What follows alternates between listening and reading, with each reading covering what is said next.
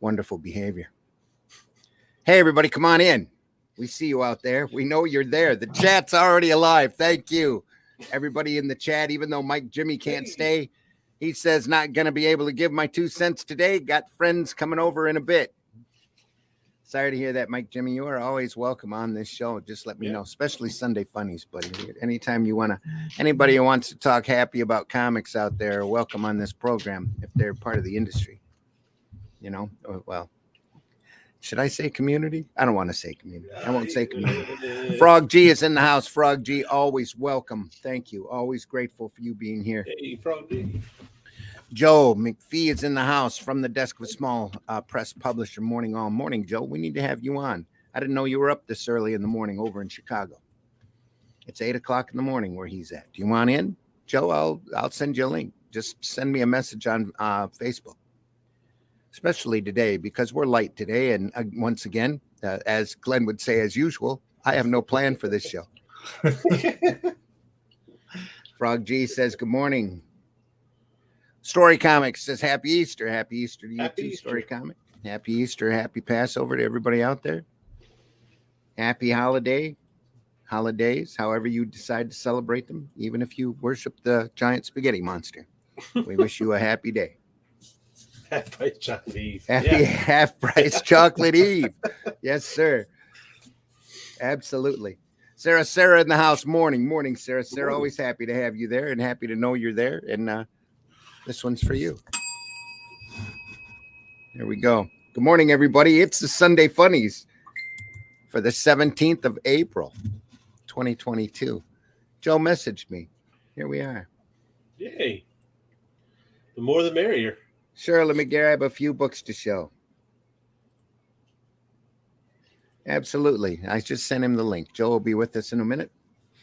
Always happy to have Joe on. We need to get him on Zimcast as well, because he's got opinions. Yeah. Get that woman out the car park on. She's got an opinion. Yeah. Inside joke, folks. Yeah. So, by the way, what are you doing next Wednesday night? You're going to be on this podcast. And jump. Yeah. Come on, we'll talk about funny books on Wednesday. Come on, let's go. Lots to talk about anymore. Everybody at DC sitting there biting their nails, wondering if they're going to have a job tomorrow. Oh, yeah. Oh, wow. What's everybody else is, the people, even the people that are working on the books going, you know, my book's been crap for months. I don't know if I'm going to have a book next month. Yeah, I hear that guy's going to like every section, doing a tour of every place, talking to everybody, and as well he should. Oh yeah, as well he should, since he owned it. The sad thing is it's going to turn out to be just like when they announced Kevin Feige was taking over Marvel, and I'm like going, all right, great, you know, we're going to get some continuity and things are going to be great again, and we're going to be able to sit here and read comics again. This will be fun. No, not a thing happened. Because the printing end of the business is so insignificant compared to the billion-dollar movie industry. They don't want to bother those little guys that are still printing those silly, funny books. They just want to make billions of dollars. It's like, well, how do you make billions of dollars? There's such an open time in the market right now, especially, and I can talk about this because it's a happy subject. For comics, such an open time. Every time the economy goes south, every time there's a troubled economy, comics always win. You go back and you look economically, and you'll see every time that we're in the comics started during the Depression. Every time our economy dips, comic sales go up as long as they're good. That's the problem right now. Is the quality on these books currently are not good, but the quality on the old ones, it just makes them look so much better. And that's why we got, like last Zimcast, we covered the Heritage Auction House, had a huge auction. They're sitting there stunned at the amount of money that people are spreading out for these books, even though they're slabbed. It's like, you know, you're never going to be able to open or read this book, right? They don't care. They just want a they sold a Captain America 9.4 for $3.2 million. I just watched a podcast this morning about some guys getting their comics valued, And I used to have all those comics. I think you know the story. When I was 16, my mother made me throw them out. Yeah. And I had Avengers #1, X-Men, Spider-Man #1, and it took the guy's collection of what he showed totaled like $40,000. You know. Morning, Joe. Good morning, Joe. How are you doing? Welcome aboard. This is your first Sunday Funnies. And yeah, my very first one. Your very first one. If I'd have known you were up this early, I'd have invited you more often. Normally I am, but over the last couple of weeks I've been late. I've normally been getting here about like 9 o'clock. Yeah. Well, anytime you're up on a Sunday and you want to talk whatever we're talking about, and we're talking about whatever. So most of the time there's no plan for this show. We just want to talk about what we love. Well, it's like I said, I wanted to grab a couple of books because of the simple fact that a person made me aware of this title, and I looked it up, was able to get a couple of issues of it. It is hilarious to me. Before we go on, I need to remind folks, we are TV MADLSV, in case Joe is talking about the most adult Marvel title ever printed. And that was Giant Size Man Thing. No. Okay. Sunday is lighthearted, right? Pardon? Sunday is supposed to be lighthearted, right? It is, yes. Yeah, it never is. What You brought a funny book show. Yeah, that is what awesome. Could be more funny than Inferior 5. You had never heard of the Inferior 5 before? No. Cool. And I came, and a person made me aware of the Inferior 5, and it's like I found a couple of issues of it. This is like issue number 5. And I have like the new Inferior 5 number 8, and this stuff is hilarious. I believe they ran maybe a dozen issues at most. Was that running the same time as Brand X? Not Brand X. Well, I was back when everybody had a sense of humor. Yeah. Yeah, it was about the same period, I think. I'm not positive. Yeah, a long time ago. Back when the great Shelley Moldoff was doing Sugar and Spike on a regular basis and just constantly hitting funny all the time. That stuff is just classic. We can't laugh now, can we? Well, we can if we have a sense of humor, but yeah. No, but you're not allowed to say anything about anything, are you? Yeah. Yeah, without getting some Karen upset, huh? Some Karen or Bob or Neil or whatever they call the male equivalent to Karen. So last time I heard it was supposed to be Neil. Was it Neil? I thought it was Mitch. Mitch. That's a whole different attitude. You in the chat, tell me what's the equivalent to Karen for a male? Is it not Ken? Could be Ken. I thought maybe Kevin, but I don't think Kevin. That's it. Kevin. It might be Ken, depending on how the Ken doll is. Yeah, right. Yeah. So I nearly said something controversial then, but I thought I better not. So I won't. Holy crap, wins at losing those comics. Yeah. Well, everybody's got one of those stories. Yeah, they do. Yeah. You know, mine wasn't as much as my parents gave them away as much as I put them all in a big grocery bag for a rummage sale that went up north. So I ended up giving away because I had already read them and I was tired of reading them. And that I remember distinctly because there was a Defenders, I think it was number 4, sitting on top of that bag, and I'm like going, I don't know if I want to get rid of that. That's the first appearance of Valkyrie, or not really the first appearance, but it's the first appearance of Valkyrie in the Defenders. Yeah. I'm like, well, I'll just let it go. And then later on, I was trading all sorts of collectible comics for EC hardbound volume sets. One of my comic shops up here would always get an extra set of the EC volumes from Russ Cochran, and I'd bring them a bag or a bag and a half of books and trade them for them. So, well, I think I sold all mine. I think I sold my Spider-Man #1 for the equivalent of what would be 10 cents to you in 1971. Mm-hmm. So whatever that would be now, say $1 now. Spider-Man #1 for $1. That's not bad. Well, that's a bargain, isn't it? Let's just say that Captain America is the number 3 biggest book sold, and I believe Superman Action 1 and Detective 28 are the next 2. And no, Not maybe, but I know Spider-Man is like right up there. It's bigger than Captain America. I think Captain America was number 4. Was it number 4 It underneath might have been. Spider-Man 1 I could be wrong. or Amazing Fantasy 15? Apparently, there's more copies in existence of Amazing Fantasy 15 than were printed in the first place. So I've heard. Well, yeah, that's just like Cerebus number 1 Yeah. from Dave Sim. They went. There were a couple of counterfeit print runs of that. Yeah, that's been happening a lot as of late. If you've been keeping up with the news, there have been mysterious printing presses coming up with all of these facsimile copies. Mm-hmm. Getting the high-res scans, and they're reproducing a lot of those old books and trying to sell them off as they're genuine.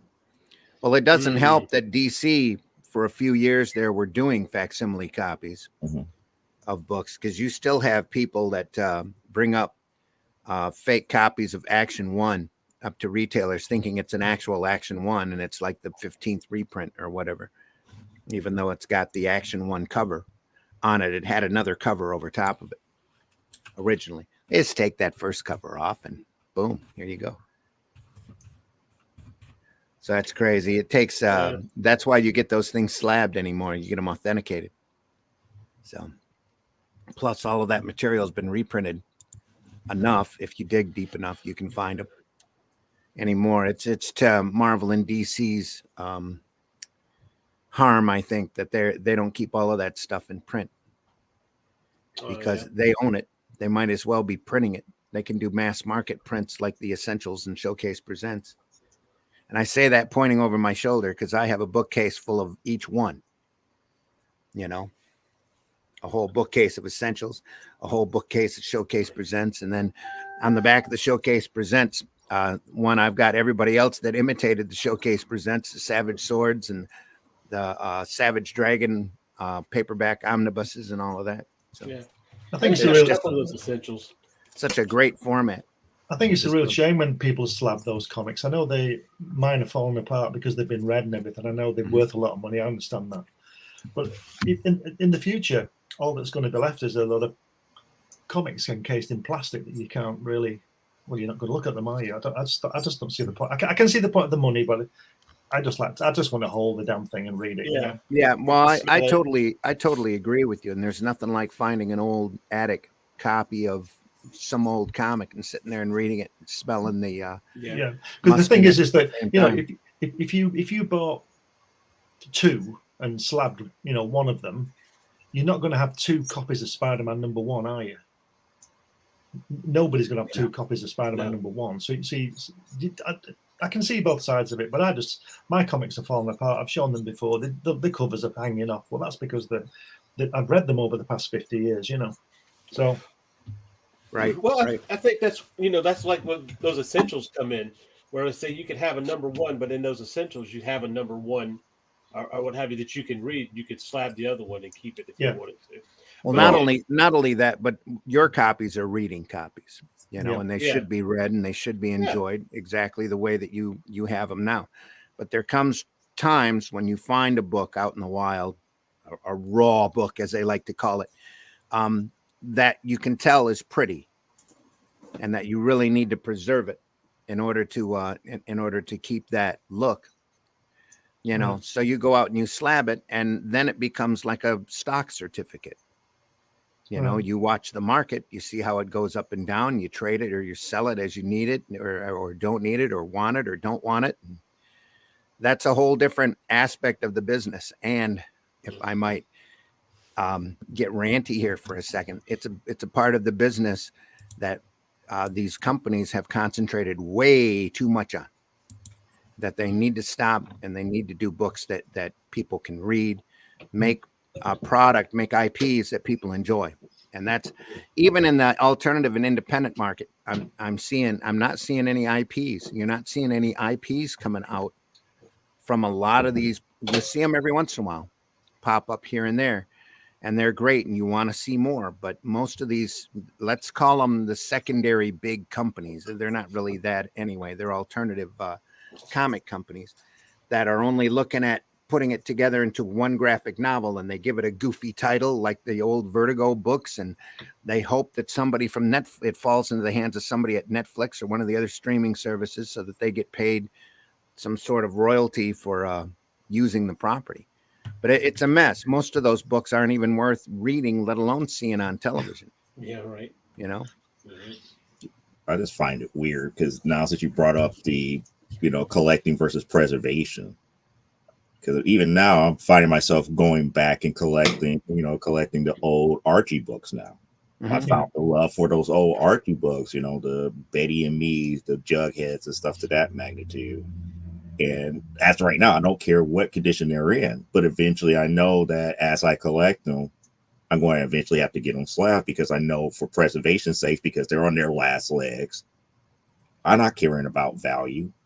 I'm caring about what's going to happen, 20 and 30 years from now or 40 years from now when this media, the paper medium aspect, even with, the copies of Inferior 5, I have to eventually think about it because they're becoming more and more rare. I don't see them out there in the wild like that.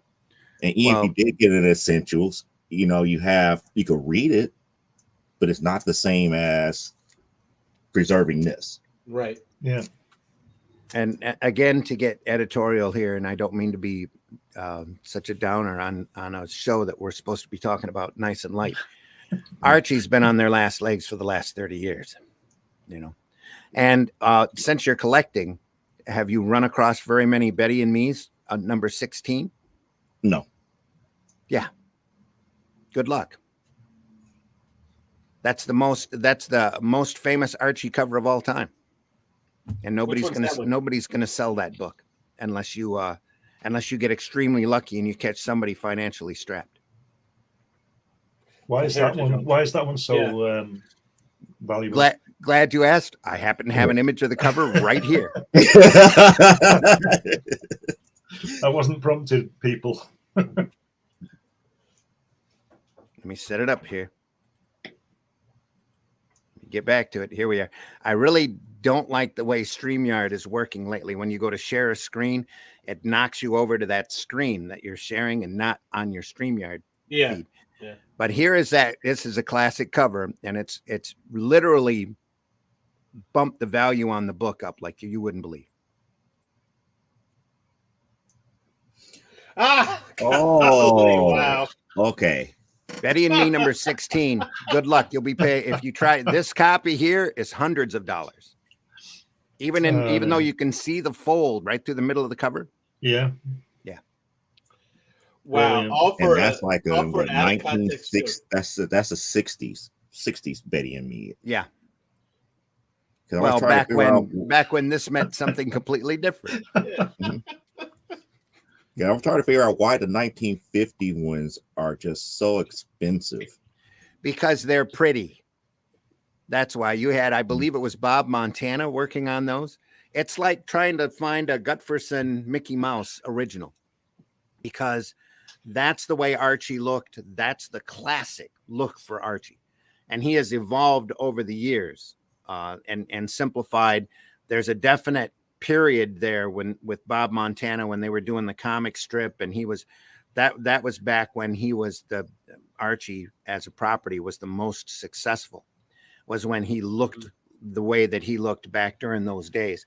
Then you have Don DeCarlo that came in and was drawing just about everything, was doing such a wonderful job. This is like this period here that you see in this Betty and Me. And then, you had a couple of other artists that popped in, but a lot of them, the majority of them weren't credited, but some of them had distinctive enough styles that you knew who they were. And that during those 50s days when Archie was the goofy 50s kid with the pullover sweater with the A on it and the almost buck teeth, that's classic Archie. I mean, that's what really caught the property on. Yeah. And that's not, and it's not just the look, it's the reading, it's the time capsule quality of it all. They're just gorgeous books, even when you find them in this kind of condition, they're still gorgeous. Do you think the writer having a laugh there. I know, you know. Oh no, I you think you I think that think was just straight. it was very, yeah. It's just that the meaning Yeah. nowadays has shifted so much. As you can see, there's a Comic Code Authority stamp on it. Yeah. And if they had thought at the time there was a double entendre working there, they would have refused the cover. Right. Sign of the times. Yes, exactly. This book has gotten to be very notorious and very unique. So what do you think that's worth? History. A copy of that would be worth? In that condition, maybe 300-400, maybe, and I might be underestimating it. Right. And this is a beat up copy. This is barely. I wouldn't even recommend or say that this is good. You look down the spine here. Let me enlarge it. I can see the date for looks like a library date stamped on it. Right well, there. the library stamp doesn't matter because that's just a regular mark there. Yeah. But what I'm talking about is as we go down the spine here, you can see all the cracks. Yeah. That right around the staples. That knocks it, the condition of it, way down. And a lot of the books also had that black line working there. Yeah. On the side to actually make the spine. So this is kind of slightly off printed. In fact, this book here is even off the staple right there. You can see the cover isn't attached to the staple of the spine. He's and it's just beat up. I'm looking at a 7.0, or at least the seller is saying it's a 7.0, $495. Yeah. And encapsulated 4.0, $600. Yeah. A 2.0, at least that's what the seller is saying, $170 for a 2.0. Yeah. I see one that they're trying to sell at 2.5 graded like $1,300. So of course that's what they hope to get for it. Is it slab? It's slab. Yeah, that's the slab one. Yeah. At a 2.5, huh? Yeah. Yeah. Well, what classic humor, you know? Even for the time. Well, I'm sure you still have without the double entendre. Yeah.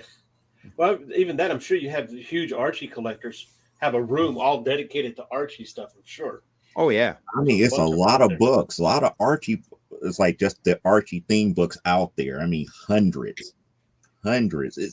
It's not going to be possible to get every last one of them. Oh, I would say thousands because you have a whole Archie's been out as a title. It's been out for a long time. Then there's Archie and Me, Jughead and Me, Jughead, Betty and Me, Reggie and Me, Archie's pals, Betty and Veronica, Laugh, Pep. They were in for a little while and quite a while. Nothing like exploiting a title, is there? Yeah, right. Well, if it works, let's go for it, guys. That's really all they had, and that's all they did. You know, it was run by a couple of old guys that ended up passing away about 4 or 5 years ago, and the whole company was, in my opinion, kind of stodgy. And they were like Walt Disney towards the end of his life. They got very set in their ways, and there was only Archie was supposed to look only a certain way, and there was only some certain kinds of humor that were allowed in, and that kind of thing. It really got stagnant, just like the Disney company did before Walt passed, and even after Walt passed, it became a family oriented. Got him back in the '60s. A Walt Disney movie almost had a bad reputation to anybody that wanted to watch real cinema.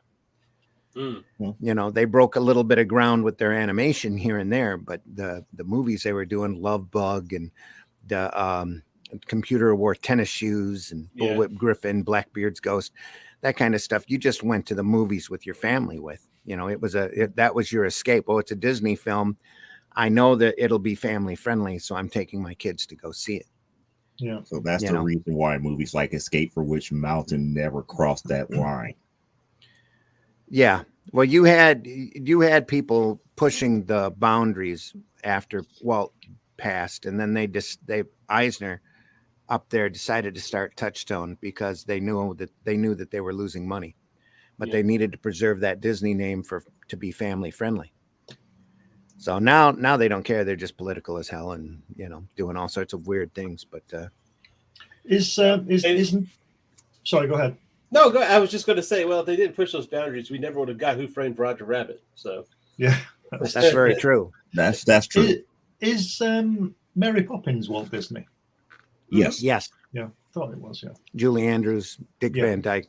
Yeah. Also classic, but it's really it's one of those films that you have to put your tongue in your cheek and just sit there and enjoy it for what it is, you know. Let me just tell you, as an Englishman, I'm a Northern Englishman, but I know I've been down south to London, and let me just tell you that no person from Southern England, London area, spoke like Dick Van Dyke does in that film. Like nobody speaks like Dick Van Dyke does. No, but he tries to be a cock. He tries to be a cockney, and it's like me talking now and sounding like I'm from Texas. You know, it's just as different as that. It's just they don't sound like that. You know. Well, one thing about it is Walt Disney didn't give a damn. He just didn't care. He didn't. Well, that sounds good. At that point, they weren't culturally sensitive. To put it nicely. I mean, to say it PC-wise. Now I would say pretended to be. I think he had the intention to be, but it really conflicted with his vision, so it went out the window. Yeah, it's a stereotype, isn't it? I mean, he ought to be non-offensive, but when you're talking about a visual medium, especially movies and comics, you were talking stereotypes. Yeah, because you're expecting people to get a certain impression when they see something. It's like the one Disney movie that probably would not see the light of day because people would never see the context of it. It's Song of the South. Yeah. That's the one I was talking about, because he actually had people in there. They told him the historical facts of what a plantation was like at that point in time. Don't do it like this. Don't do it like this. And he's like, okay, did everything opposite what they said to do. So, well, it's the movie was a landmark film, and not for its content as much as for its technique. Was it of the blending first one animation and live action? It wasn't the first one, but was that the first full feature? It was the first full-length movie, yeah. Add animation to live action. Because before that, George Pal had done a series, and I think Disney did a series of Alice in Wonderland that was of shorts that were mixed, live action and cartoon. And I think George Pal had done some puppetry and some playing around with shorts that combined animation and live action. But Disney was shall we say, the fool was foolish enough to go ahead and try to do an entire feature with it. That's amazing when you get into the history of the Disney company, of how the stuff that today we take for granted and consider as being classic films, that he was really biting his nails on and fighting with the banks for funding and trying to get anything done. Pinocchio is a good example. It was a big failure at the box office first time through. Oh, really? Just a big bomb. And he didn't know what to do. He had like 3 or 4 other features that he was rolling full bore on at the time. And one of those, I think, was Fantasia, which was even riskier. And Fantasia didn't catch on that well either when it was first out. That's kind of why they put Mickey Mouse in it, in the hopes that it would boost up the box office. And it didn't help any. That's why they started re-rotating these films out of the vault. They would call it every 10 years, because every time they took a film out of the vault and put it in the theaters, it made more money than it did the previous time. Right. So I says, well, heck, we'll just keep doing this on a 10-year rotation. This will be great. So that's what they did.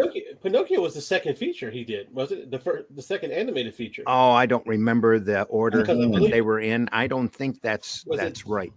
You sure? Because you had things like Cinderella and Snow White that came before Pinocchio. No, Snow White was first. I know Snow White was first. Snow White was the first one. And it's still got a golden age look to it, kind of like those Archies that I was telling you about by Bob Montana. They had a specific look, and you could tell it was a time capsule for the period. Snow White was soft, and there were certain rotoscoped segments in that were just absolutely beautiful.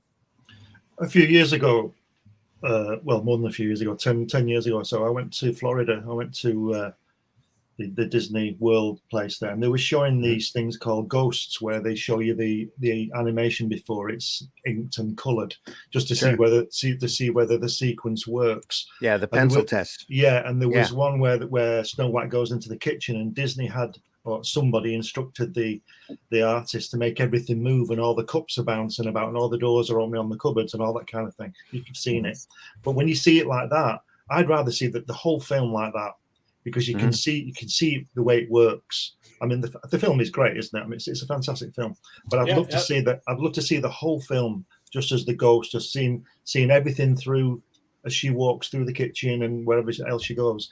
I think there'd be a market for that, but what do I know? Well, there's been a lot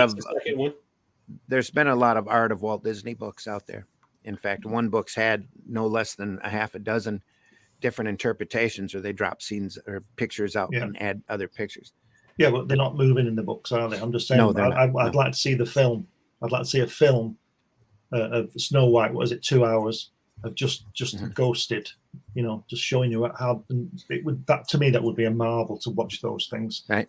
Working out how they work, and all that kind of thing.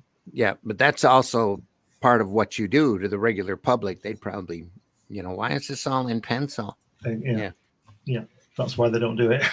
Yeah, but I think that's what they show, like in their animation type training sessions.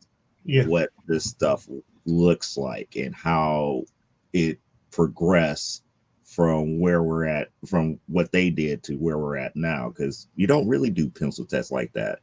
Well, who does animation. He still does pencil tests because they have to teach him that to get to the techniques that they use today. Right. And nowadays they just run it framework through the computer. Yeah. Take a look at it and see how it works. Yeah. Yeah, it would have been great. I'd love to have seen those guys, working on those cells all those years ago. Doing all those in between drawings and all that kind of thing. I would find that fascinating to see all that. Pre-computer help. Yeah. I understand why they do that now, but in those days, that's all they had to do. That's all they could do, and I just think it would be a fantastic thing to see. But it would be the same again with people like Kirby. Just to sit on his shoulder and just watch him draw all day for 10 years would be wonderful, wouldn't it? And they still do that now, but it's very rare. I know Studio Ghibli does a lot of stuff by hand.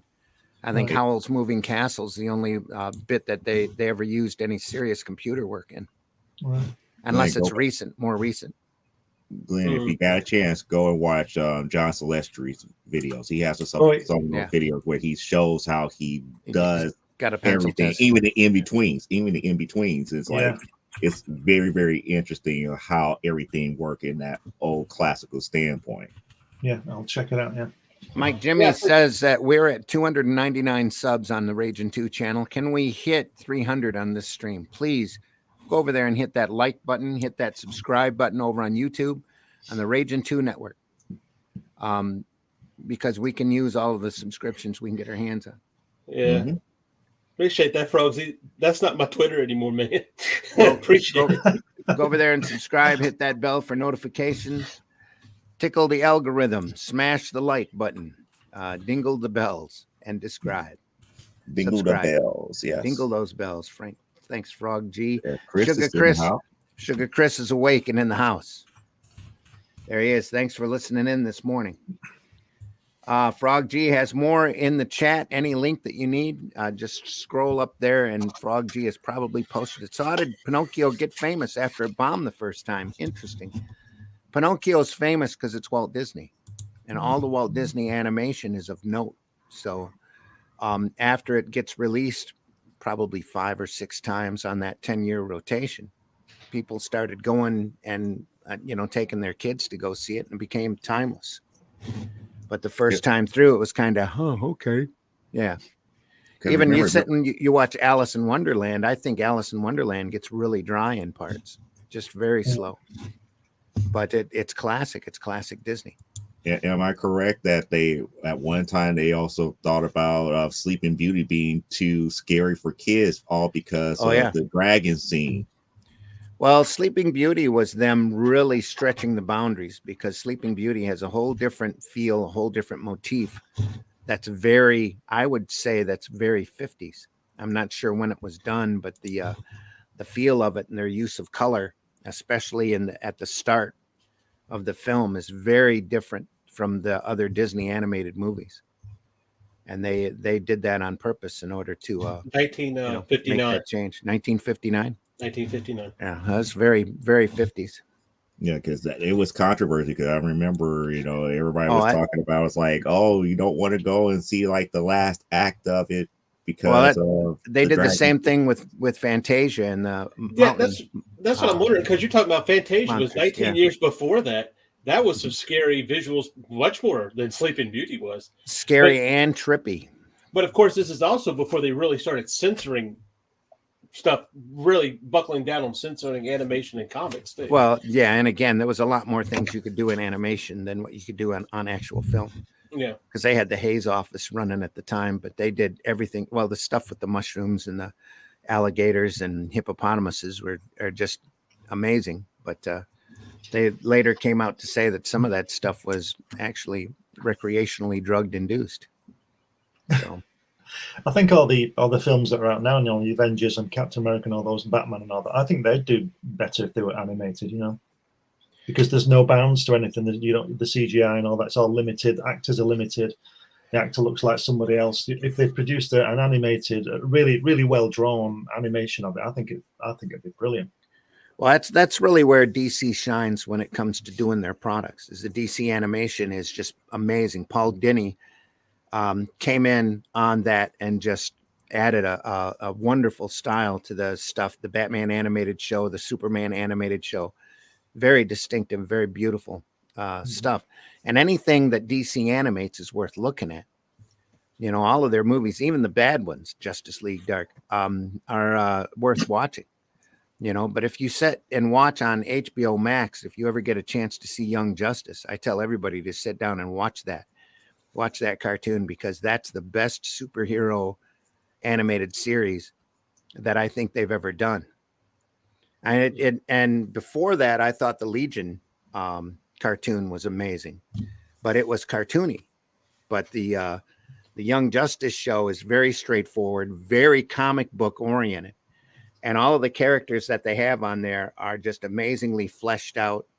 And it's just a fun to watch show, even though it seems every season they jump 5 years between seasons and they add more characters and shuffle characters out and change everything, so that you're almost always at the start of every season, you're almost always at a period of catch up. So-and-so's still here, so-and-so's still there. What's going on here? And they get more, I wouldn't really say adult oriented, but they get more intellectual the farther they go along, and it just steamrolls. It gets better and better and better and better.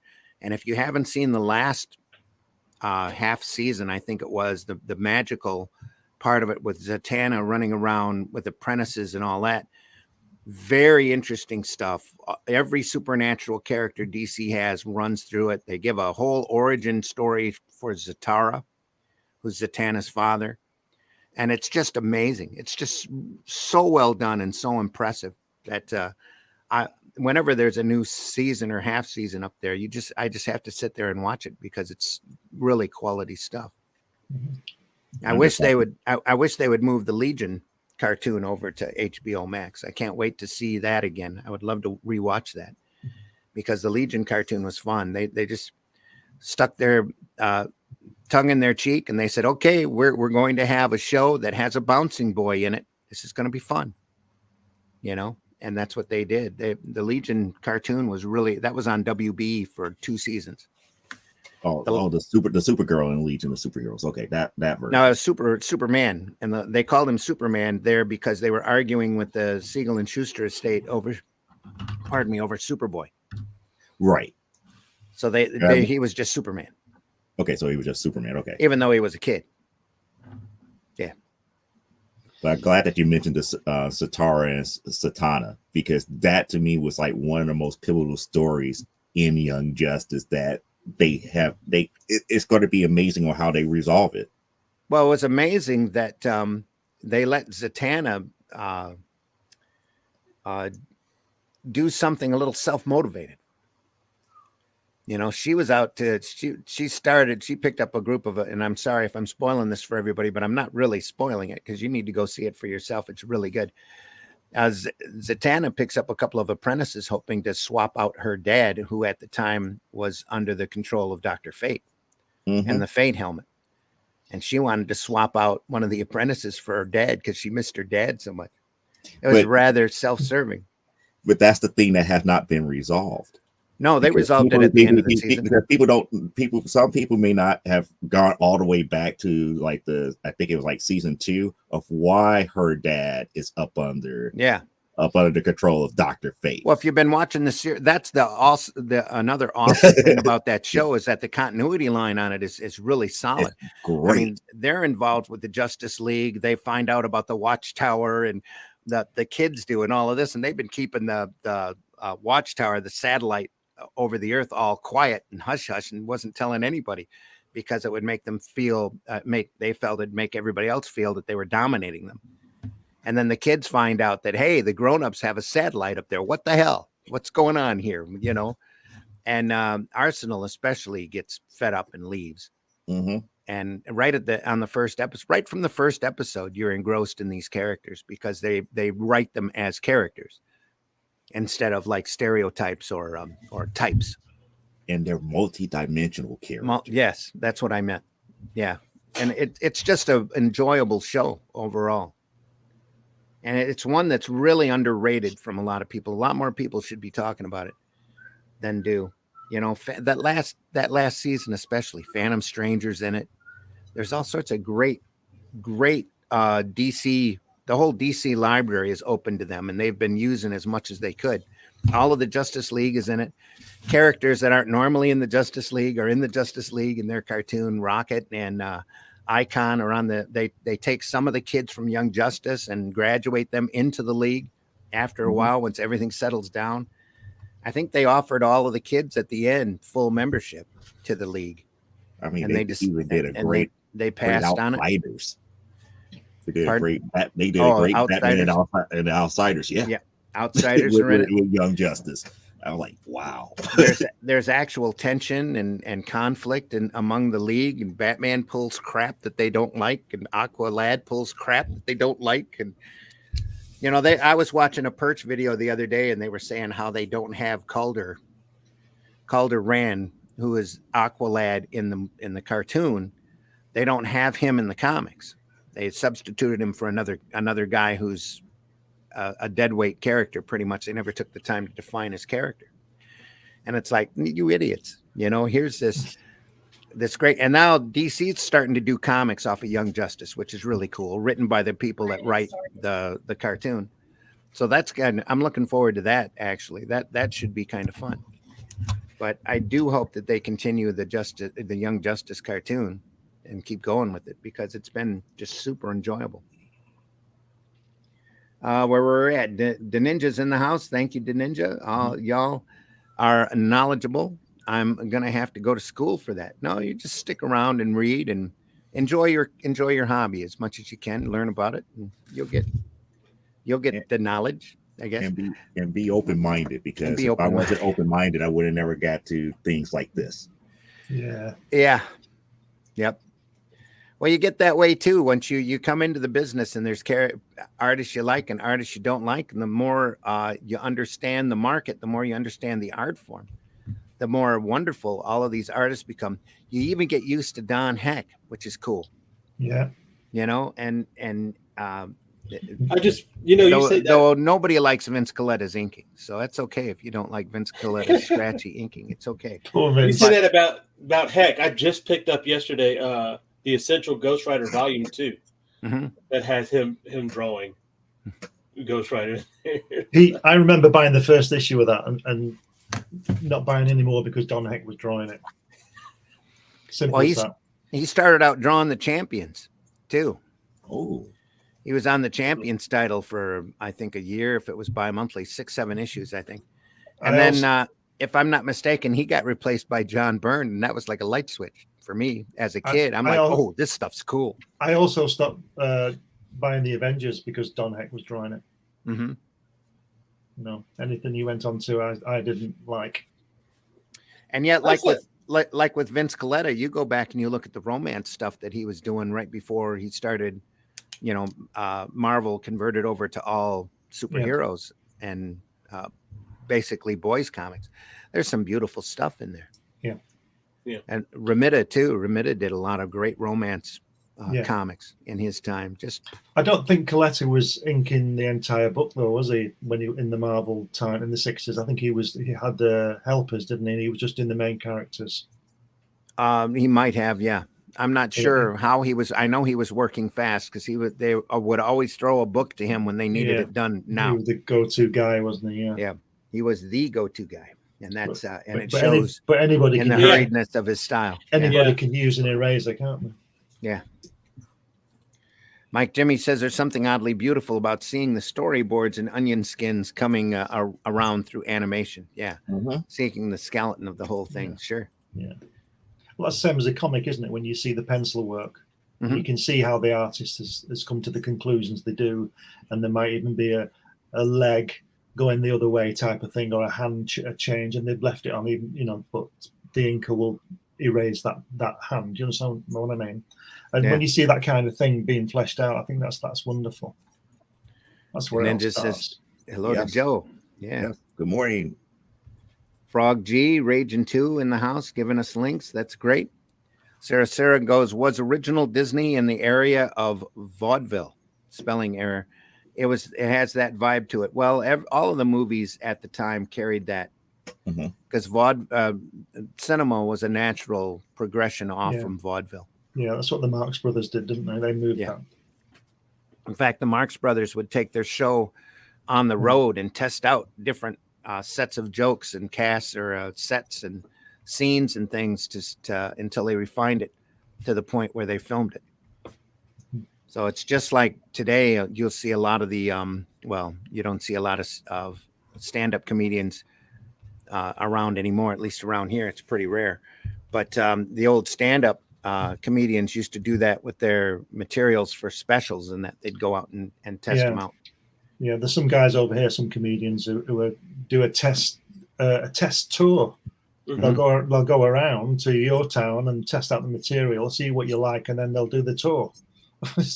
So people are paying twice. Yeah. Yep. And then they'll do a special after they've refined all of that material. Yeah. Yep. I went to a comedy show one time where Mitch Hedberg come out with a notebook, and he goes, "I'm going to try some jokes out on you." And he just put the notebook on the stool and started reading through. It was really interesting. It's a lot of fun, and honestly, not a single joke missed. Not a one. That was a great show, especially the one with the book. Yeah, but that was Mitch Hedberg, Dave Attell, and Lewis Black. That's who we went to see.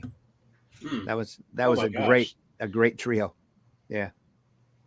And that was back when Dave Attell was at his raunchiest too. So is that where he's doing the what was it, Insomnia? It was back during. Yeah, they need to put those shows back up and available too, because those are like little time capsules. Dave Attell used to do a show on Comedy Central, Glenn, where he would go out at night and in different cities and find people that did jobs at night. Yeah. Oh, okay. They called it Insomniac. Right. And he'd find the weirdest people doing the weirdest. That was his goal, was to find the weirdest people doing the weirdest things and travel with them. Wow. And they had, he was in the biggest one I remember. He was in New Orleans, and they were, what were the name of the Nutellas? They're like large swamp rats. Oh, Nutri-Rats. Nutri-Rats. Nutri-Rats, yeah. Yeah. They're large rats the size of possums. Wow. You know, that would overrun the city, and they had teams of people out there shooting them. Wow. That's because it's like 15 feet under sea level. Yeah. It's in a crescent in a bowl, so coming out the swamps and everything. I think the last comedian I saw on stand-up was Billy Connolly. Are you aware of Billy Connolly? Oh wow. Yes. Heard of him, yeah. Yes. That had to be awesome. For head of the class. I've still got sore ribs from laughing because years ago he was just so funny, you know. He was considered one of the best comedians out there. I can't remember what list I was looking at, but yeah. He's been around for years, and you see him in and out. One thing I do remember him mostly as is in Boondock Saints. He was their father, which was He's good. He's good. Not very well now though. Ragin 2, Snow White and the Seven Dwarfs, Pinocchio, Fantasia, Dumbo, then Bambi. First 5 in order. Yeah. Oh, okay. So Pinocchio was second. Oh, wow. Oh, and Fantasia was third. That's pretty ballsy of Disney at the time. Yeah. Well, from what I see, they came out But the same it year. makes sense from Fantasia to Dumbo because of the stuff that they did. Yeah. Because of Fantasia, they was able to do the stuff that they did in Dumbo. Well, I would, if I'm not mistaken, they were working on the Pinocchio, Fantasia, and Dumbo all at the same time. Once Snow White took off, he went into production really hard on a lot of stuff. That's why he was having financial problems. Mm-hmm. Then he wasn't paying his people worth a bean, but that's a whole other story. Who was what? He actually had an uprising, and they broke off. I can't remember the name. Oh, he he became very anti-union very fast. Yeah. Oh yeah. One of his lead animators, I cannot remember who it was, broke off from Stone Build Studio. Yeah, he acquainted that to communism, unionization. Mike Jimmy says, keep in mind, movies went from 20 to 9 beats to 7 to 5, and eventually 3 beats per scene to be able to keep people's attention constantly. Yeah. Everything got quicker. That's why movies before the mid 80s often feel slow compared to what you're used to nowadays. Well, I'm not sure exactly about that because there's still so many of those old classic films that are really enjoyable and keep my attention to this day that are pre-80s. When I was stuck in bed, I had Turner Classic Movies running 24/7 on there. I think Jungle Book still keeps kind of a fast pace considering the time, considering that. Yeah, Jungle Book was fun. Yeah, I remember seeing that at the theater with Blackbeard's Ghost. My dad took me. Oh, that makes sense about Pinocchio. My mom had to remove me from Bambi in the theater. I was little. Seeing the fire and the death of his mother. Yeah, that was really traumatizing for a lot of people. It shook a lot of people up. The thing that shook me up was on the Outer Limits. There was the Zanti. Remember those? Yeah. The Zanti Misfits. Yeah, I saw that when I was about 8. Not happy with that one. We talked about that a couple of weeks back. Yeah. And now you look at it and you laugh, don't you? It's Bruce Dern, isn't it? Yeah. We talked about Trilogy of Terror too, that had a animated African tribal doll with a sharp spear that was chasing after Karen Black. Yeah, when I was a kid, that still hangs out in my head as one of the big traumatizing horror movies of the time. It's funny because at the same time was when I went to see. They do offshoots of that. They did so many offshoots of that too. Well, it was very memorable to a lot of people when they did it. Nobody was expecting it. So, well, it was made for TV, wasn't it? Bambi equals childhood trauma. Yes, it was, but everybody seemed to have watched it. Yeah. Even though they showed it once, everybody seemed to have seen it. So, and in fact, it's probably over on YouTube if you go looking for it. Well, it's on Amazon Prime. I have to, because I see the little guy that y'all talk about. Okay, yeah. I've never watched it. I've never seen it, but I know what you're talking about because it's kind of the image for it, the brand for it. LOL. Yep. Bambi and Land Before Time. I still cry. Oh, Bambi's very heart-wrenching. You mentioned Land Before Time. I think I know what scene that they're referring to. I was freaking out big time during that point of Bambi. Yeah. I think all young kids did. That's their introduction to death. Pretty much is that Bambi movie for a lot of kids. Empyrean Vol in the house. Thank you, Empyrean, for listening in. A thing I don't like going on at the superhero movies and the comics now are the comics are literally drawn to look like the movies. They've lost their illustrative look. I have to agree. Empyrean Vol, who also wishes us a happy Easter. Happy Easter to you too. Happy Easter. Not only that, they're also written that way. Also, not only are they drawn that way, they're also written that way. And reading some of the older stuff, like I was talking about those essentials, where you could actually see the literary talent of the people writing the comics. You don't get that much anymore. Everybody's trying to write a comic to look like a movie, with your quotation. But when you go back and you look, comics were written to have that inner narrative too. It was a combination of both art and novel and literation. So words and pictures. Yeah. Yeah, and so you don't see as much narrative. In fact, I remember when Stephen King came and he wrote an issue of American Vampire, I think is what it was called, and he wanted to put that in the thought bubbles and stuff. Oh no, that's passé now. You don't really put thought bubbles and stuff in comics anymore. And it's like, read my books. I use a lot of them. But you see, but that's great because I don't. Why is that passé? Why do we now consider that as something that's past? Why do we? Because nothing is character driven anymore. Yeah, that's the major problem. Agreed. Where is the character driven story? They've decompressed. They've decompressed and stretched out all of these stories so much that you can have everybody talking heads talking back and forth, but there's very little characterization in that. Everybody's just spouting political garbage or voicing opinion or preaching, or there's not a whole lot of even plot movement anymore. Right. And you know what the thing about that is when you read, because of course I said I got a couple of those essential. I had Howard the Duck, Ghost Rider, and you look at those when it has that narrative and the detail and what is explaining, you feel like you've actually read something. Yeah. Nowadays, I would pick up a comic and sometimes they'll have 2 or 3 pages that have no dialogue whatsoever, and you're going, unless you pace yourself, you're going straight through them, and you don't feel like you've had any substance. And you paid so much more for it. Mm-hmm. That's why a lot of the floppies, as they call it, sales have dropped through the floor, is because the readers are leaving because they're tired. They don't want to read that slow garbage. They'd rather read the whole story. They'll pick it up in a graphic novel, or they won't read it at all.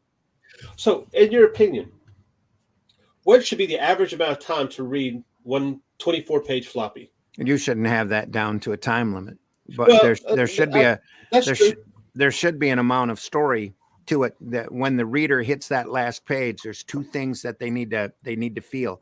They need to want to get the next issue, and they need to be satisfied that they spent that money wisely. Mm-hmm. That's the 2 big things. That's why I was doing a newspaper we were giving away for free. Nobody could bitch about the price. Yeah. But in the meantime, I was showing them comic strips, adventure strips, right. 4-panel strips, single panel strips, giving them articles to read in the bathroom, anything that I could in order to gain that following. And it did. We had we were moving 10,000 copies constantly.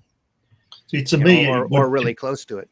To me, it depends who the artist is, because I would take different times to look at different books. If I was looking at a Kirby book, I'd look at it for an hour.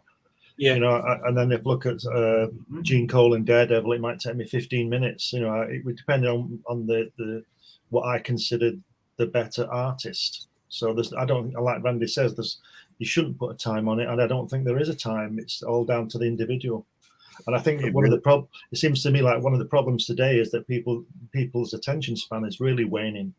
People need to know the end on page 1, because otherwise they can't cope with it. Well, that just adds to the frustration of the modern reader who has to pick up 1 of 6, 2 of 6, 3 of 6, 4 of in order to try to get a story. And then once you've collected all 6 of those and you've read them through, so I read Marvel Boy as a graphic novel. It was stupid and it was crappy and it was terrible. I read Captain. I picked up the first couple Captain Marvels, first couple of Ms. Marvels. Thank you, Ollies, very much. And they were bad. They were droll. They were, there was a couple of little flashes in Kelly Sue McConaughey's writing that were really good. Her inventing the Flurkin was kind of fun, but other than that, it was just poop. And the character was stale and stagnant. I mean, there was no character there at all. Well, and what's said is, go ahead. Captain Marvel, Carol Danvers' Captain Marvel, when she first came on, had potential, and still does, if with the right writer could get a hold of her and treat her the way that she's supposed to be treated, and that's as a stoic leader, general person. That's what they want from her anyway. They wanted her to be the masthead, which is why they gave it back to Carol Danvers instead of letting Monica Rambeau have it, which they should have. Yes, but they didn't have the trust that they could write an interesting Black female character, which is why Storm never got her regular series that she richly deserved, because that character was actually a defined character under Claremont. and should have had her own series the same time Wolverine had his own series. And they should have turned her into their Wonder Woman. Captain Marvel, they should have turned into their Wonder Woman. They can't keep it on the stands because it sells so bad and so low. They've got books out there now that are selling 15, 14, 19,000, even with multiple covers. Mm-hmm. And back when I was a kid, they had a big DC implosion in the 70s when 40,000 was their cutoff line. And if you sold below 40,000, you were canceled. Wow. Yeah. You know, not even a good not anymore. Ago. Not even a good decade ago. That baseline was 25,000. I remember when Greg Pak's Storm was on that chopping block and all the Twitter campaigns that he went on trying to save that series. And I'm glad, Randy, that you brought that up because everybody was talking about Monica Rambeau. It's like Monica Rambeau should have kept the Captain Marvel title. She was like one of the few females that have ever led the Avengers. Mm-hmm. I mean, had Captain America's respect where Cap followed her, not the other way around. That's how much respect that Steve Rogers had during that time when she led. Not only that, but they powered her up incredibly. And granted, her white and black costume was atrocious. I mean, that top was horrible. Mm-hmm. But it could have been redesigned to put her in that Captain Marvel outfit that Carol Danvers has. They should have never brought Carol Danvers back. Any editor up there who knew their history knew why she became binary and was flown off into space, and that's because she was violently raped in the comics by her alien son. And not violently, but she was mind fucked, if we can get a right. Dope. And she they gave her ultimate power and sent her off into space so that they didn't have to. Claremont did that, so he didn't have to deal with the character anymore because there was such an uprising. Hey, do you know what you actually did with this character? Holy crap. They ended up doing an Avengers annual where she yells at the Avengers for letting this stuff happen. My mind was screwed up and you let me run off with my son so that we could be happily married. What the heck's going on with this? Mm-hmm. You know? And they should have just swept her under the carpet and started over with either a fresh character or gave it to Monica Rambeau, which is what they really should have done. I don't know. You know, they're talking about Rogue coming in on this next Marvel movie. So we'll see. Which next? And Doctor Strange? The Marvels. Oh, the Marvels. That's possible. Yeah. So we'll see because Monica's around. They've been talking about bringing Storm into Black Panther 2 also. I don't know if that's going to happen. Well, I'll know in May when the multiverse of madness spring up and what Wanda, they end up having Wanda do at the end of the film. So she could cause all of the mutants to happen. Who knows? Have they recast Black Panther? Pardon? Have they recast Black Panther? No, they've already said they're not going to. That's the other thing that's up in the air. Are they going to recast T'Challa? Oh, did you see the film I posted on Facebook during Black Panther 1? Reporter come up to Chadwick Boseman and asked him about Black Panther 2. And he looked her straight in the eye and said, "I'll be dead." Wow. Mm. Why is that? Because he knew he was going to die. No, I don't mean that. I mean, why is it not being recast? Because they're out of respect for Boseman. Mm-hmm. More than anything. Was technically what the studio felt was the personification of T'Challa. Yeah, they asked him how Black Panther 2 was going. She asked him how Black Panther 2 was going to go and if he was looking forward to it. And he looked her straight in the eye and says, "I'll be dead." Yeah. And nobody took him seriously. She just kind of laughed it off and said, "No, the world without you it's just going to be terrible." Nobody knew, but he knew. And how old was he? 42 or something? Yeah. I heard though that they were talking about giving it to, I can't remember his name, the opposite tribe that was there, but I can't remember his name. I can't think of his name, but yeah, the one. I know you mean the one who ran the large rhinoceroses. Always opposed. Mm-hmm. Yeah. Oh, the man actually would not be a bad choice, honestly. Man ape, the ape equivalent character. Yeah. I don't think that's what's going to happen. I think they're going to give it to Sherry in the end. But they are. He is in. He was that. She was a Black Panther in the book. So yeah, that's possible. He is in too. Bodwick's in too. They didn't film him, but they're gonna magically put him in there. Yeah. For a while at least. Maybe first couple scenes they might bump him off, or they'll have him in the mask the whole time and have somebody dub his voice, or like they did with Harold Ramis.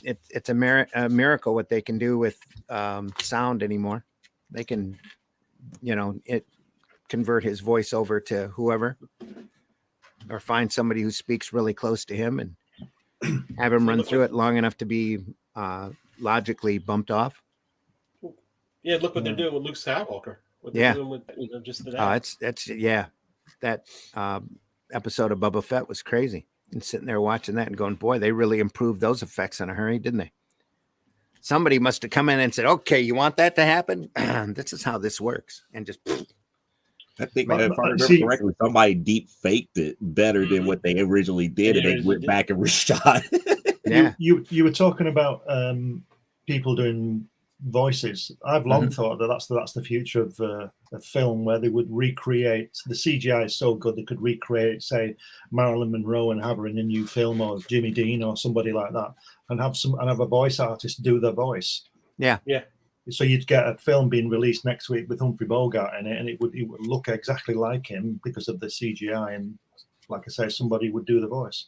I think that's what's going to happen. And it's a shame that Hollywood hasn't found there's an English comic property out there. Speaking of bogey, there's an English comic property out there called The Bogeyman. Have you ever seen that?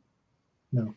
It's about a guy in a sane asylum who looks like Humphrey Bogart and thinks that he's him. And he ends up escaping from the asylum and going off on detective cases in modern times. Oh, that's great. And he's got a hard-boiled detective narration going off in his head, and there's all this other crazy things happening as they're trying to get him back into the asylum. And he's out running around solving cases like Don Quixote. It's just it's an amazing property that, now that we have the CGI technology, or even his son, Bogey's son, who looks so much like him, he's not into acting, I guess, that could carry off the part real well. Just like Christopher Reeve's kid is doing ABC News reporting. And I'm looking at the ABC News because the wife really loves David Muir because he's buff. And all of the male reporters on that program are buff. But they flip over to Christopher Reeve's son doing a remote report. And I'm like looking at the guy and going, that's Christopher Reeve. Holy crap, that's Superman right there. Yeah, reporter. That's not Christopher Reeve. That's Clark Kent. That can't be Christopher Reeve. What the heck? And I'm he had to have had that problem doing reporting. Everybody going, thanks, Christopher, or whatever your first name is. His last name's Reeves, but holy crap, he looks exactly like his dad. And I'm like, give that kid. If I was DC, I would track that kid down and say, what do you need? What do you need? Because you're getting acting lessons. And we're going to suit you up into that suit, buddy, and we're going to make hundreds of millions of dollars. The script could suck like Superman 4, but you're still going to you're going to make us hundreds of millions of dollars. Well, they don't care. Look how many Batman are coming out. Crisis Superman. Oh, and they'll have your I can't even to do like a Crisis multi-Earth thing with on the Flashpoint stuff and have him pop in and out just once would be incredible. Just holy crap. And the guy who played Alfred in Gotham, if you remember him. Yes. That's John Pertwee's son. And he sounds and looks exactly like him, only younger. And they could get him on to play his dad's version of Doctor Who in a heartbeat. And it would be beautiful. He said he wouldn't do it. Did he say he wouldn't do it? Yeah, he said he wouldn't do it. Now he's dressed up like his dad as Doctor Who for like Halloween or something. It looks just like him. Yeah. But he said he won't do it because he feels like it wouldn't be respectful to his father. For some, I don't know why he feels that way, but I can understand that thinking, but he needs to go out and do a couple of conventions and say that and get the fan reaction and find out that that's not disrespectful at all. His dad doesn't care anymore, does he? So he should do it. No. Yeah. Right. Hey, spitting image, really. sounds like him, looks like him, walks like him. He's literally the, a clone of his dad. Did you ever hear that? You know, the guy that played, they had Catherine Tate and they had her father, Bernard. Who? He had actually, Bernard. His name was Bernard in the Doctor Who's with David Tennant and Catherine Tate. Okay. He was her father or stepfather or something. Mm-hmm. Anyway, he went out for the part after, I can't remember the second Doctor's name. You'll have to forgive me. To audition for Doctor Who. And they said, you're kind of rough and everything. We're kind of looking for a milder doctor. They said somebody who's not really a rough and tumble doctor. He said, oh, okay. And he walks out. And then they get John Pertwee. And the first thing he says he sees John Pertwee do is punch somebody. So it's like... He was third, though, wasn't he? Pertwee was third. Pertwee was third. Yeah. It was Hartnell and that the guy who looked like Mo. Hartnell. That's Patrick Troughton. The second one was Patrick Troughton. Patrick Troughton. Yeah. Yeah. He always reminded me of Mo from the Three Stooges. Yeah, it's like yeah. He's also the blind man in Jason and the Argonauts. Oh, really? Yeah, you know the harpies who won't let that guy eat. Well, that's Patrick Troughton.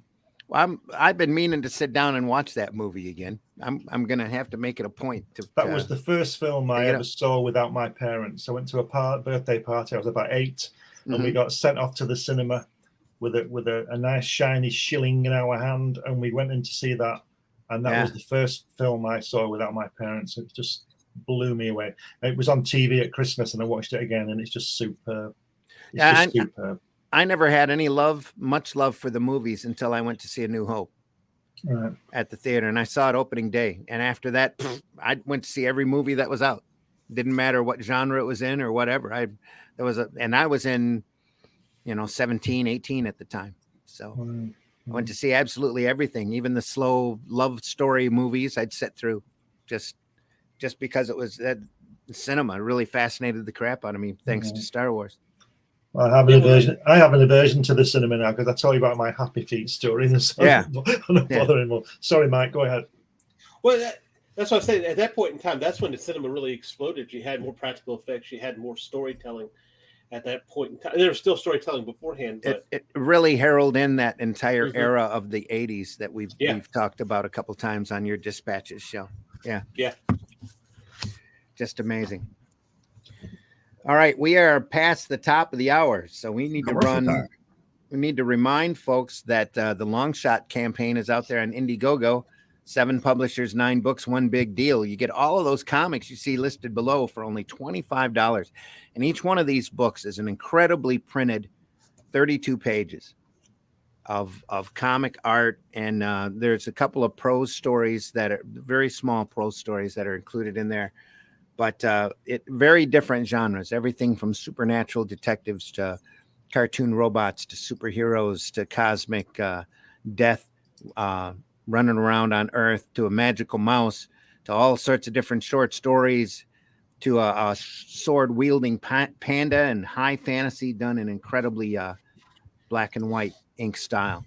That's the Long Shots campaign over on Indiegogo, and also the Fellowship of the Indies, which we have a small clip to run right here. Hello, comic book readers and collectors. My name is Randy Zimmerman, and I'm here to introduce you to the Fellowship of the Indies. The Fellowship is a group of creators that came together for a promising business deal that fell through. But don't worry, because what came from the deal were 9 spectacular comics from diverse genres and creators. All 9 books are printed and ready to go, along with metal bookmarks, retailer levels, and even month 2 books, which are being specially made for a short period.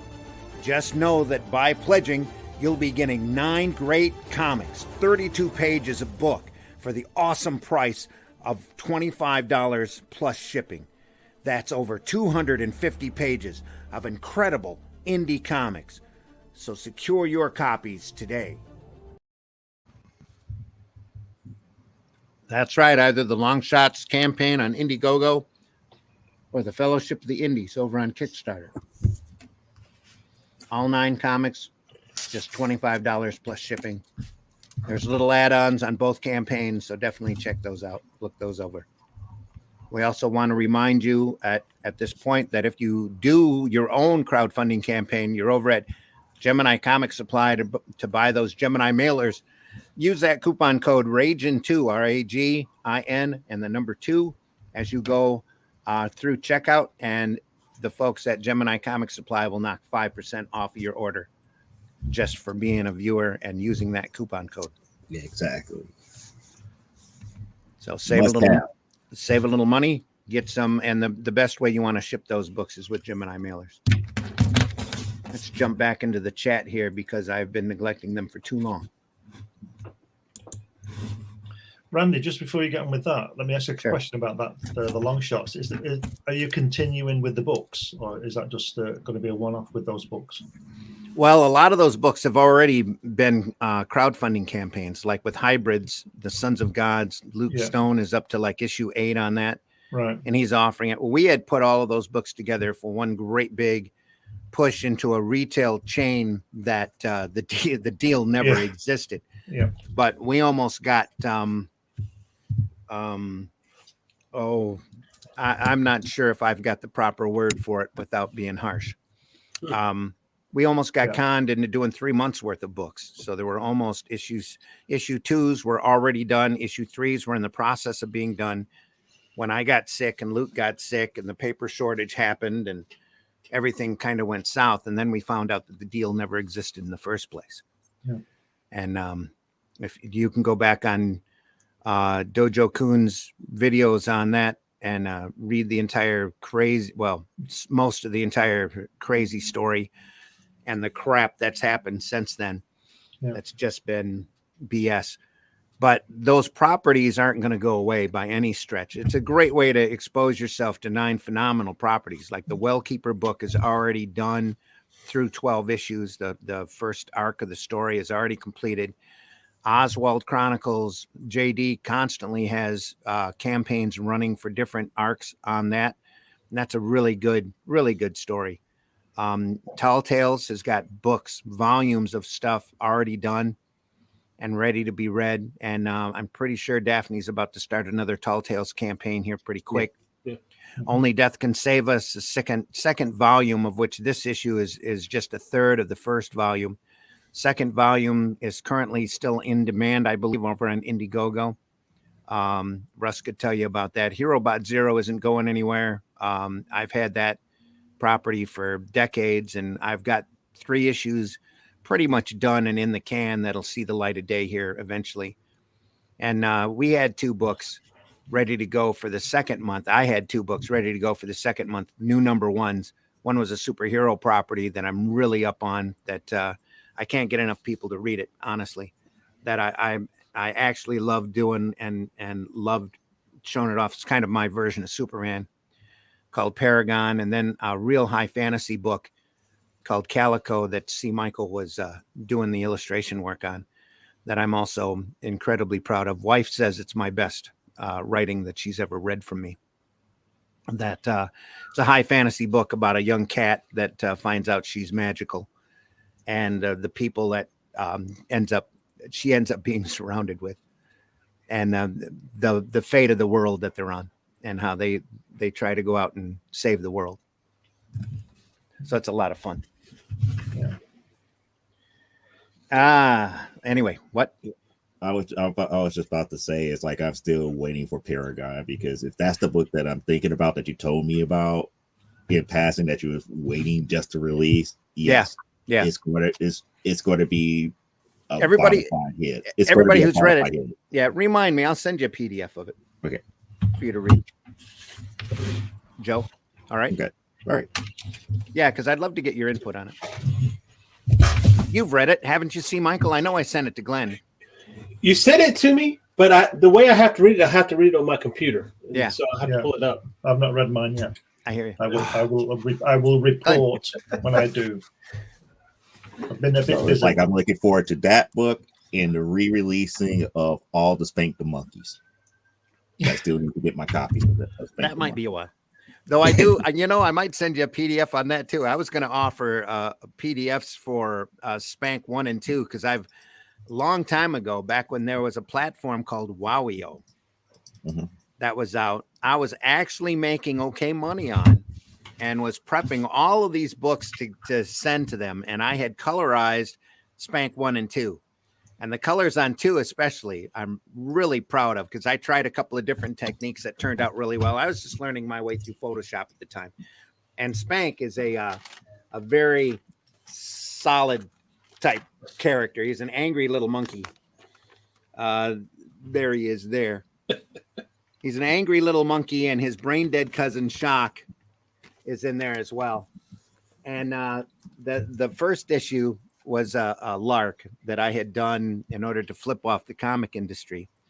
I had planned on telling off Diamond and everybody else about how stupid the business was, and I was going to get out because I was tired of dealing with all of the hoops from Diamond distributors. And then I showed Diamond the cover. I sent them a cover image and a description. And at that point, with Arrow Comics that I was doing, they were going through and editing my descriptions down to like 2 or 3 sentences, and that was it. Pump. And then if they printed a cover, it was the size of a postage stamp. They were really treating us badly, and they knew it. They wanted us to dry up and blow away. That's what one of our Diamond rep actually told us one time. We tracked him down in Chicago. So Diamond just wants everybody in the green section to dry up and blow away. So don't blame me. I'm just following instructions. So I'm like, okay.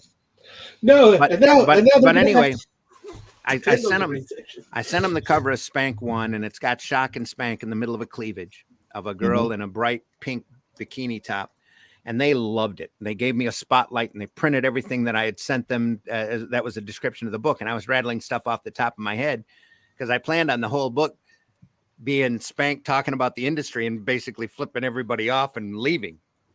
But they gave me a spotlight. They sent the cover to Wizard. Wizard printed it in Wizard magazine on their On the Edge section, and literally said, anybody who places 2 cartoon monkeys in a girl's cleavage has to be a genius. This book's going to be great. So I was like, oh my God. So I got stuck. So I went through in a week and a half, just like Kirby in Avengers 1, and drew Spank 1 up following the description that I had sent to Wizard originally. Spank wakes up in the morning. Spank likes coffee. Spank drives or hates SUVs, on and on and on and on. And because I was just making stuff up when I sent stuff to him originally, because I was gonna do the whole comic industry thing where he flips everybody off. Nice. So the second issue come up, and I wanted to do a book, or I had done a short story.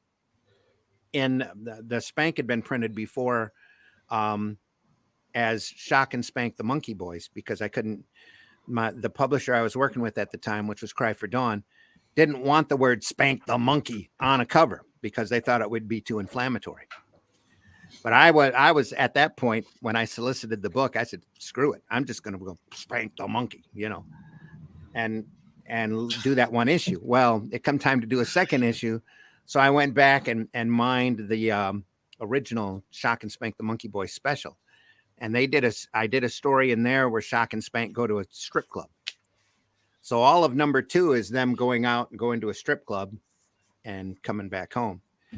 That was the whole point of the issue. And it turned out really well. I was really happy with it.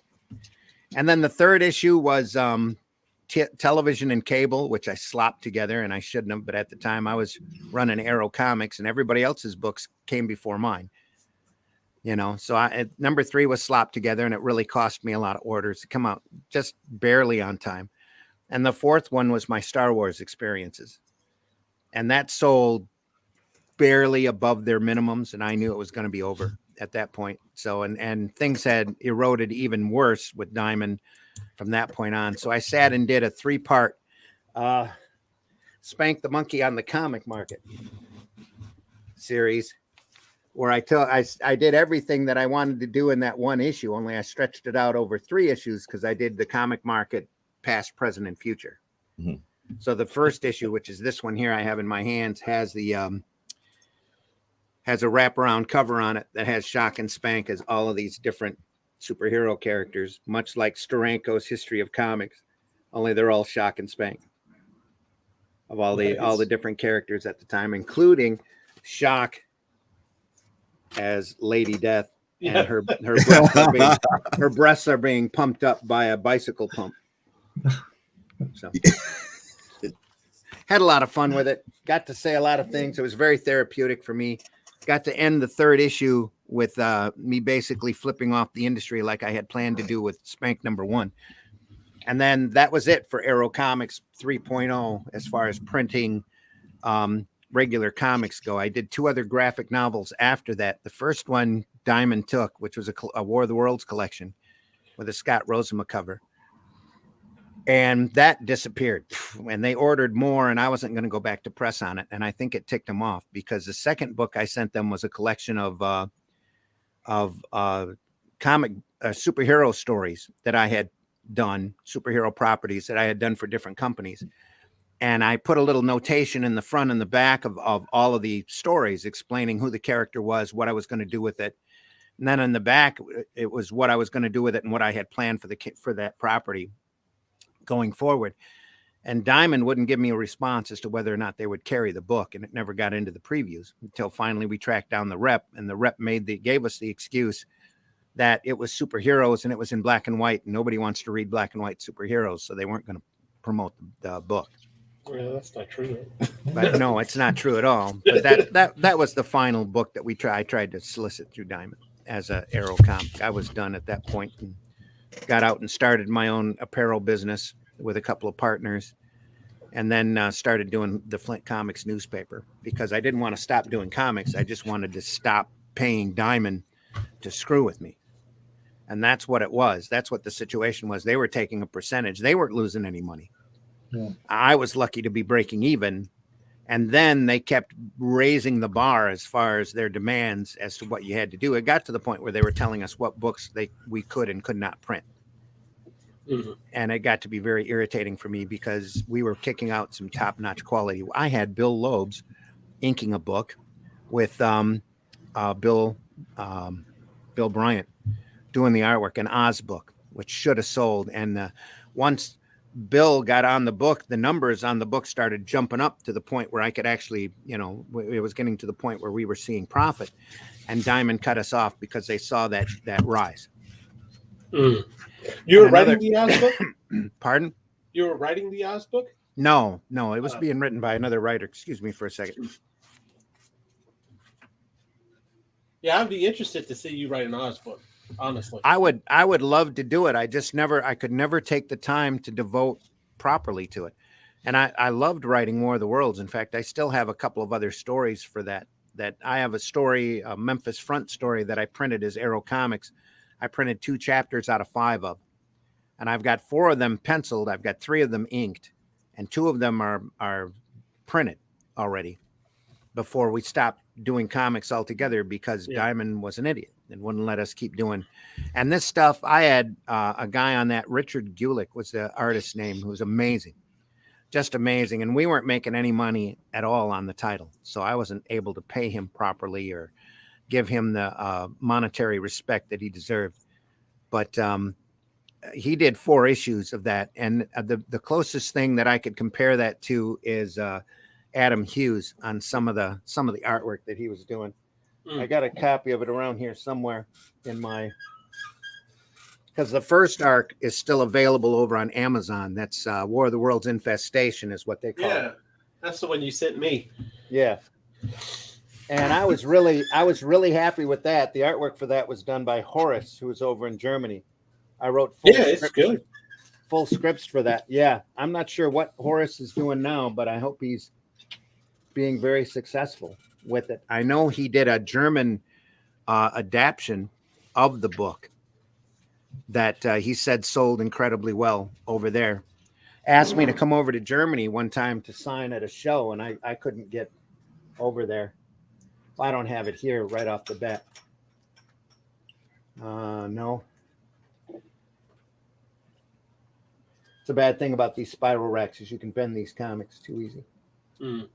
But yeah, the War of the Worlds was a big title for me because I had done the research on HG, and it was an adaptation of the novel, not a adaptation of the horribly done movie or the or either horribly done movie actually. But got this close to being a miniseries until silly old Tom Cruise and Steven Spielberg decided to do the War of the Worlds remake and completely killed the property. Golly. You know, they have a series, I think it's on Epix, that they do War of the Worlds, but they actually do it in the time it was written. I haven't checked it out. But. Do they? The War of the Worlds that I saw that was on Epix was modern day, because they had somebody maybe might not be that one. There's another one then, because I have seen the preview for it. Well, there's been a number of adaptions over the years. The problem is when they try to go to film it, if you're not careful, you can do it very dryly. Yeah. And it gets to be a hard watch because the guy is constantly thinking, and he's walking, and he's looking at desolation and that kind of thing.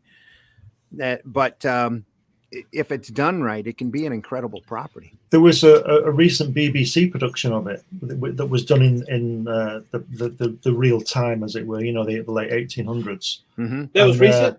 Yeah, we have this thing called iPlayer where you can catch up on the TV programs. And I watched the first one. There's an actor called Robert Carlyle in it. I don't really know him. Oh yes, he's in it. Yes, and it's absolutely brilliant. And when I went back to watch this, I think it's 4 parts, and I went back to watch the second one, and it had been removed.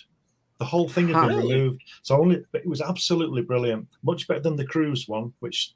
It wasn't difficult, but you know, it really was true to the story. It was in Victorian times, you know, but they removed it. I don't know why. The cruise adaptation got all of the attention, more attention than it deserved, actually. Yeah. Oh yeah. But with my book, I had updated it 100 years, so it was right at the turn of the century, and the Martians had figured out how to cure their bacterial problem. Mm-hmm. And that was by taking the red weed and making it eat organic material, be more or less sentient and hungry, and go around and eat organic material, and then release spores into the air that terraformed the atmosphere, so that the Martians could breathe it. Yeah. So, and that the company that was looking at it, NBC was looking at it, TNT, I think, and the French Broadcasting Network, something like that. My agent didn't tell me until it was on the last round of contracts, because he didn't want me to get overly excited. He called me up and says, "Don't get excited, but I think we're on the last round of contracts on this," and that everybody that had read it loved the 5, because the infestation arc was 5 issues long, and they said every issue looked great and timed out for an hour. And that all that they were going to do was take the books and hand them to a script writer and say, "We want that."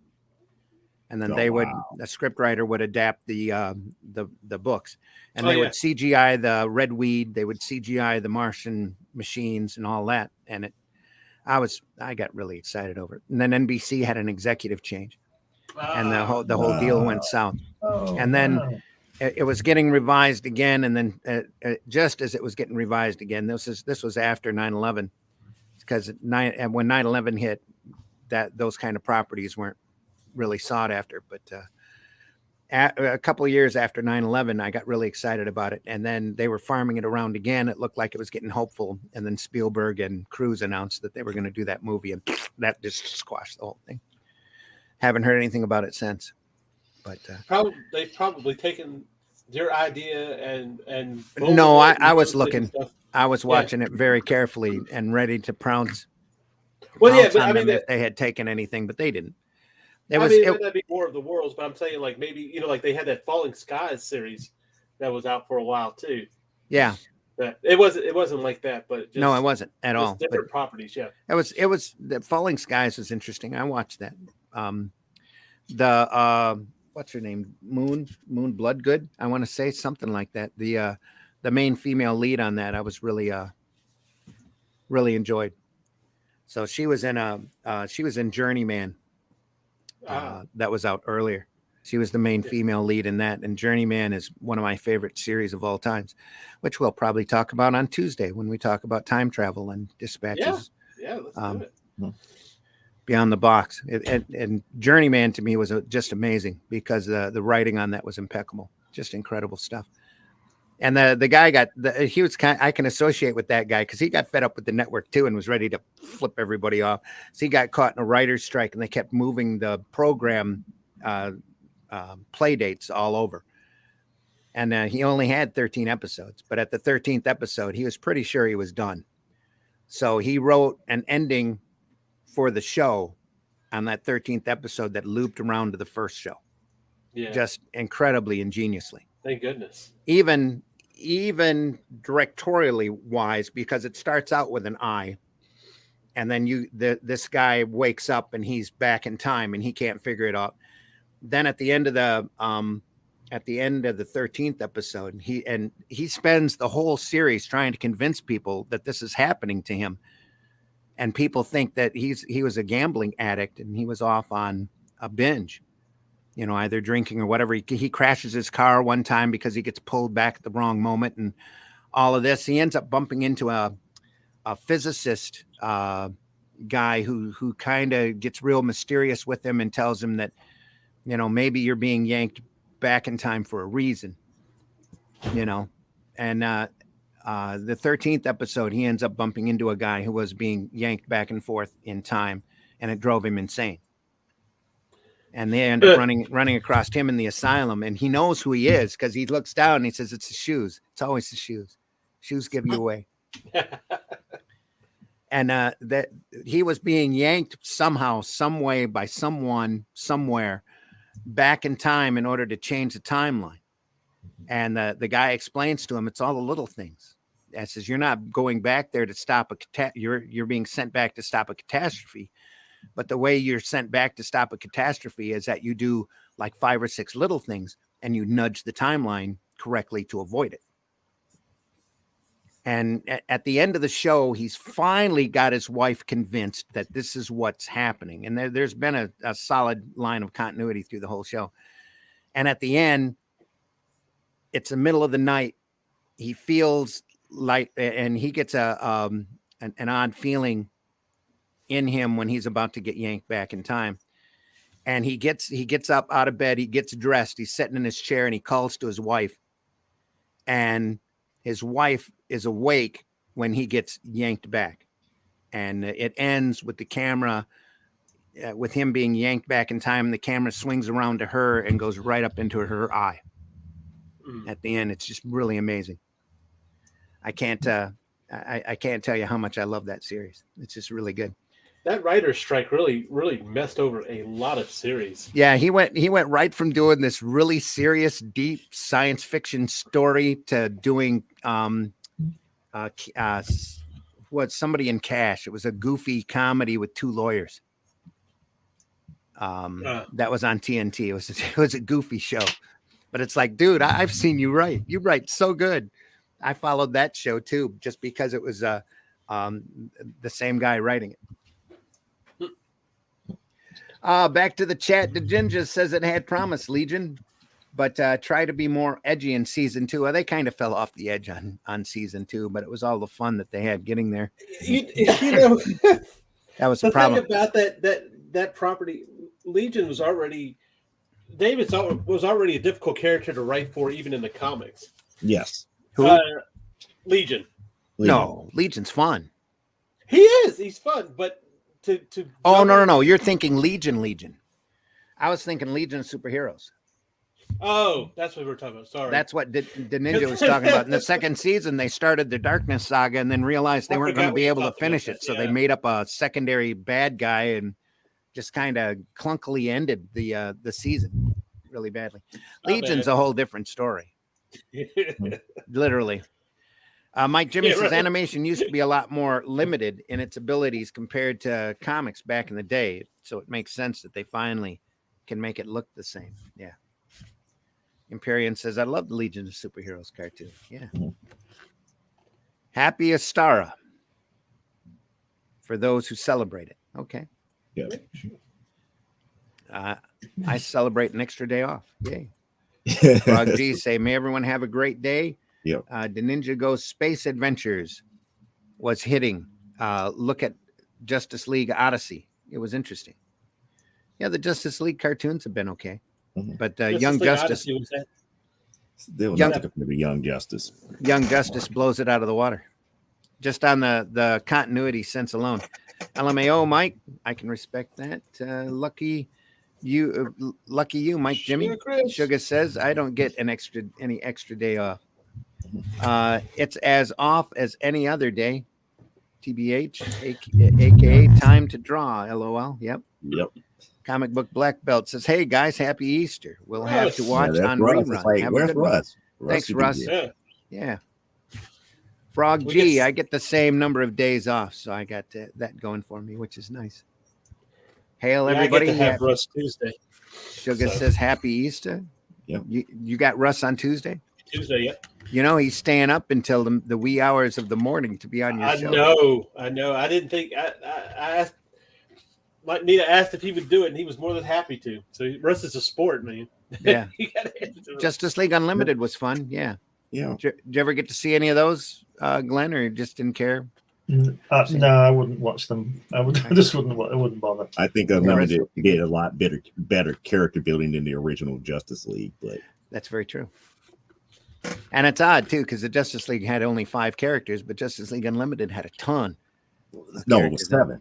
It was 7 in Justice League. Oh, 7? Okay. It was 7 in Justice League, and Unlimited, like I said, was it everybody. was unlimited. It was yeah, unlimited. Everybody. It was interesting. They write like they have past, present, and future. Yeah. You've definitely earned the wrench, Frog. Awesome of you to load all the links. Yeah. Oh yeah, Frog G. Yes, the man.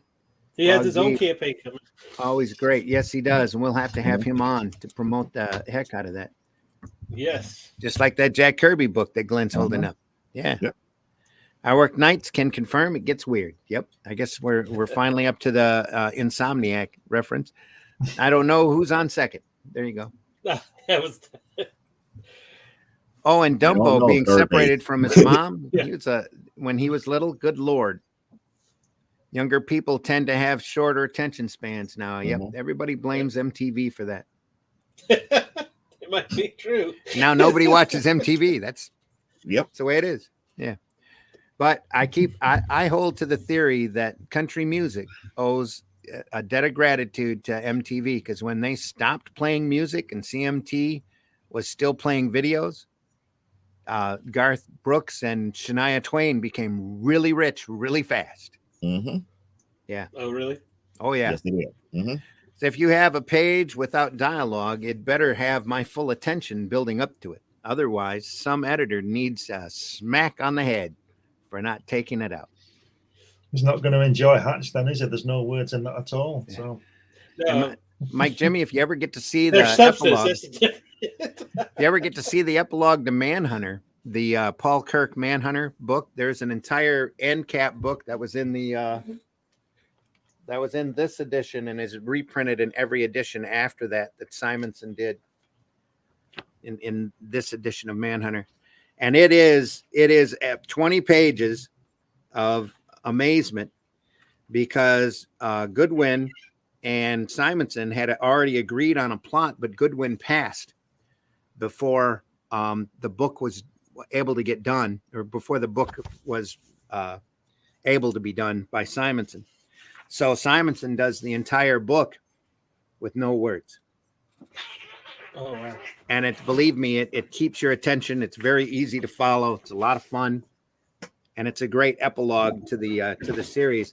And he said he didn't want to put any dialogue in it out of respect for Archie, the original writer on the book, who had passed by that time. But it is really good. Just an amazing story, and it doesn't have any dialogue in it at all. In fact, I don't even think it's got any sound effects. No, it does. It's got sound effects. It looks like it has sound effects, but that also goes back to something that I said on my show yesterday. Yeah, there's a crack about people not having imagination anymore. A book like that forces a person to use their imagination to figure out what everybody is saying. You're seeing everything as it happens. Yeah. But it takes mental power to understand exactly what each character is doing. Especially if you've been following it, you should be able to do it like that. Yeah. Well, see, you have your different camera angles, you have your different actions happening and everything, and that's what adds substance to it. And what I was talking about earlier was when you just have somebody looking out of a window or something around those. And even that could, if done properly, could be well, but it's not being done properly. So, yeah. Mm-hmm. There's Hatch right there. Yep. You got 40 pages of that, no dialogue. But plenty of substance. Well, yeah, book two's coming out. Book two's coming out soon when I can get some time to put it together. Cool. It's all finished. 40 pages, full color. Well, there's a couple of sound effects in, but there's no words.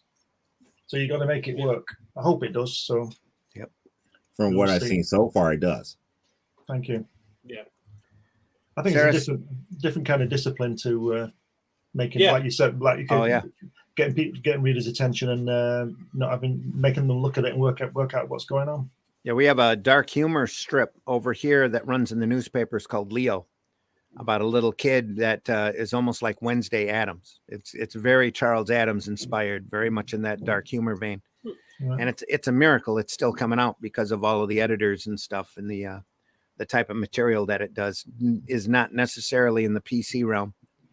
But Sarah says when Harry Potter books were coming to the States, I would stop close to the end of the one I was reading before any cliffhanger. Then I'd go back and finish the book and go on right into the next. Yep. Well, I will say this about the Harry Potter ones. They were all a school year. So at least it ended with a school year and started up a new one. So it wasn't just a cliffhanger and leave you hanging till the next book. So right. Mm-hmm. Harold, thanks for listening in, buddy. She's my Captain Marvel when I started reading. Yeah. Monica, probably talking about Monica Rambeau. Monica Rambeau, yep. Yep. Charles Santino in the house. Good morning. Good morning, Charles. Hope you're listening. Hope you're doing well. Wish you a happy holiday. Everybody says good morning, Charles. Hey, RJ. RJ in the house. Imperial Vol says this deal is a great way to expose yourself. And if there's one thing I love to do, all right. Empyrean actually has the lead story in issues 2 and 3 of HeroBot Zero. Oh, cool. Okay. So, and that which I would like everyone to read. It turned out really good. Good morning, all. Good morning, Ted. Davies. Chad Arney also says, Brad Arney also says good morning. Thank you. Dojo Coons in the house. Hail to the Sunday Funnies panel. Happy Easter. Need to get ready for Easter brunch, but wanted to wish you all well. Same to you, buddy. Sorry I got to this so late, and hope you're still listening for us to say Happy Easter. Hope you have a great. He might be. He was there. Having a great weekend. Pardon? He was there a couple minutes ago, so he might still be listening. Yeah, hopefully. That new V was badass. Yeah, another one that got cut by the writer's strike. Yeah. That was Well, there's been a number of writer's strikes, but but that's the one you were talking about as far as Journeyman and everything was concerned. Yeah, Journeyman particularly got the short shaft, but at least he was able to correct it there towards the end. And I don't think he's ever done anything for NBC again. And the show is like next to impossible to find on. It's not on any of the streaming services because I think he's got a chunk of it. And he just is bitter about it. Doesn't want it to be shown around. Yeah. But it was amazing. That's all I know is if it ever shows up again, I'll let everybody know. Used to be on Amazon Prime there for a while. That's the last time I saw it. I got Amazon Prime and boom, there it was. I'm like, oh, cool. I'm watching this again. Yeah, it's nowhere legal anyway. Yeah. Well, they also had a lot of music on it, so it might be musically tied up. I'm not sure. I would imagine that the producer or the writer creator owns a chunk of it. And he's just ticked off at NBC enough to not let it get out there. The silent issue of G.I. Joe featuring Snake Eyes. It's not only amazingly well done, but also is considered a key issue. Yes, it is. It's a covert mission that Snake Eyes went on from beginning to end, silent. And they just recently re-released it in the anniversary edition that came out, I believe, this week. So you could actually get that again. They redid it and they reprinted the original version at the back end of that issue of the anniversary issue. It's pretty ballsy of IDW to do that, but was probably Larry thank them for doing it because folks get a chance. I don't know if it was Larry that did gave the word to go ahead and reprint that or not, but I know that's what that anniversary issue that came out this past Wednesday was about. Steranko did a similar shield, didn't he? Way back in issue 1 when he had Nick Fury climbing that tower. And the story was that they weren't going to. I think there's no dialogue for 3 pages. I think. Yeah, and they didn't want to pay him for writing it either. Yeah, they didn't want to pay him. The story is that he was holding, was it Larry Lieber out the window or something, 13 floors up or something. I don't know if that's true. One of the editors and said, "I wrote it. I wrote it, even though there's no dialogue, right? I wrote it. You're going to pay me. Yeah. Yeah. Descriptive visually is why you think mangas do well. Yeah. They don't have that many words. Well, they're made to be read quickly, but they also move quickly as well. You don't have a lot of people standing around talking very often. It covers a lot more ground. Yeah, it covers a lot more ground. The average manga to me has maybe like 5 stories up in it, and it moves really quick. Yeah. Story to story to story. That's Shonen. Shonen Jump's got what's 7? I think 7 stories running at once. Speaking on Hatch, I can't. I'm sure I can't wait to check it out. They're coming soon. Issue 1's on Amazon now, though. You check that out. Issue 1's available now. Yeah. There you go. Well, we've just about rounded out the clock on this. Wow. Can't believe we've been talking for 2 hours. But you start talking about the stuff you like, and it goes everywhere. Yeah, we talked about comics today, didn't we? Yeah. A little. Yeah, little movies. It's surprising. Little TV. We stayed relatively positive, too. That's the other cool. Well, we try to stay positive on this show. We really do, Joe. We try. Our tagline on this is we want to put the fun back in funny books. So even got to mention Sugar and Spike. There we go. But yeah, on our way out the door, Joe, tell folks how they can find you. Since we never introduced ourselves when we came in, we might as well tell folks how to find us when we didn't even play the intro this time. Oh, I didn't. Wow. Oh, my goodness. We just started talking and got involved in a conversation. Nobody knows what the hell the show it is. Oh, they do by the title. If they're up this early, they should be awake enough to know it's Sunday Funnies. So. Exactly. There we are.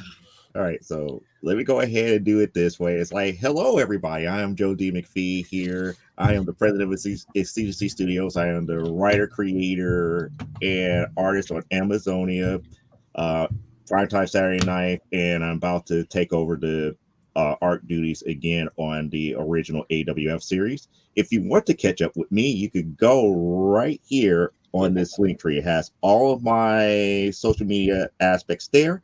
If you like the conversations that we have, that what I brought to the table here, you can always come out to YouTube and take a look at my channel From the Desk of a Small Press Publisher, where I have an actual show Saturday evenings at 9 p.m. Central Standard Time on the YouTube channel that you could get right there in that link tree here.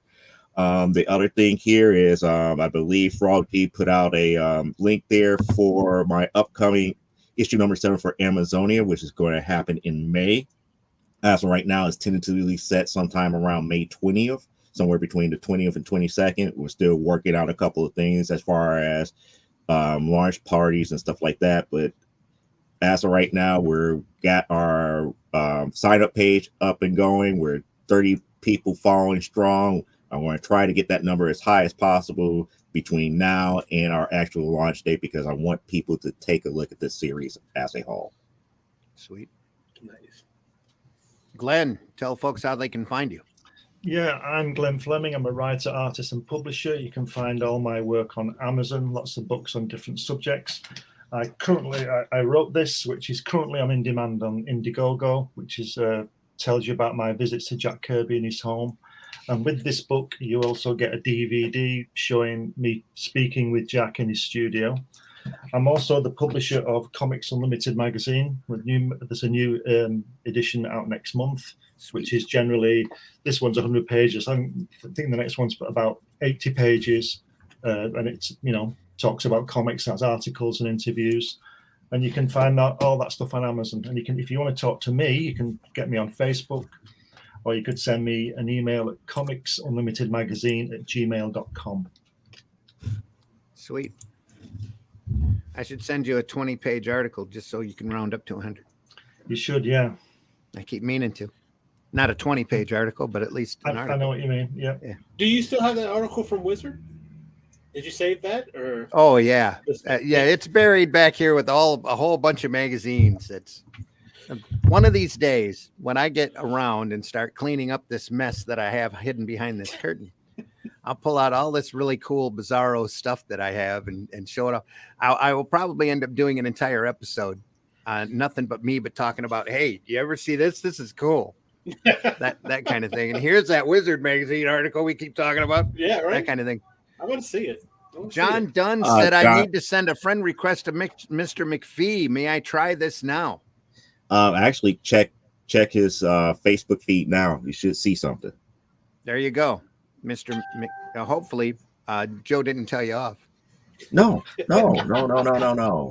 like, I tried to send one. I sent him one. It's like, okay, if you sent me one, and I'm looking at it right now, I just sent him one back, and if he accepts, he accepts.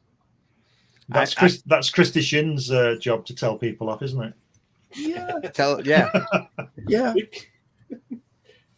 Love to have her on Sunday Funnies, but I don't think she gets up that early. No, she was watching us. Is she really? Yeah.